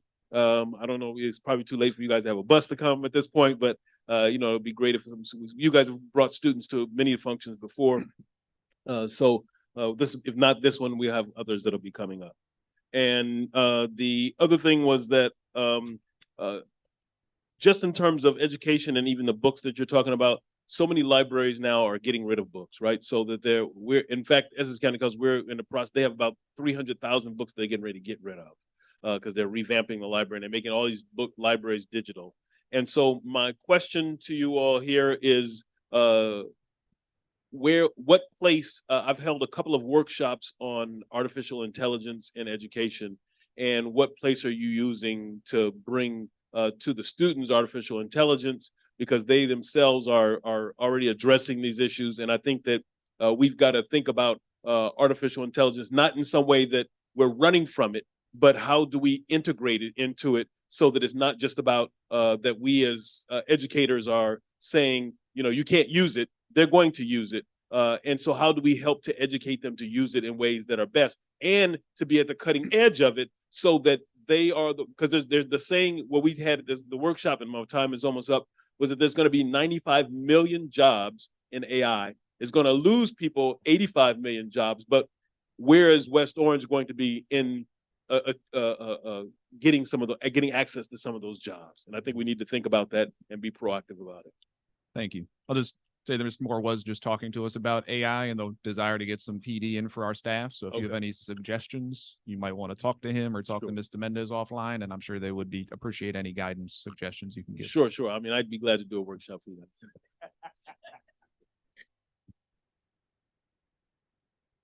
Hello, my name is Julie Fry. I live in West Orange. I have 2 kids at St. Cloud. I actually came to talk about the state assessment. And I'm sorry that Mr. Mendez has already left, but I will hope that my comments carry over to her. So I wanted to say, Mr. Stevens, I think you had a point you started when you talked about the disparity, the differences between the results for Black and Latino students, the disaggregated data, and also for economically disadvantaged students, for multilingual learners. All that is very true and important.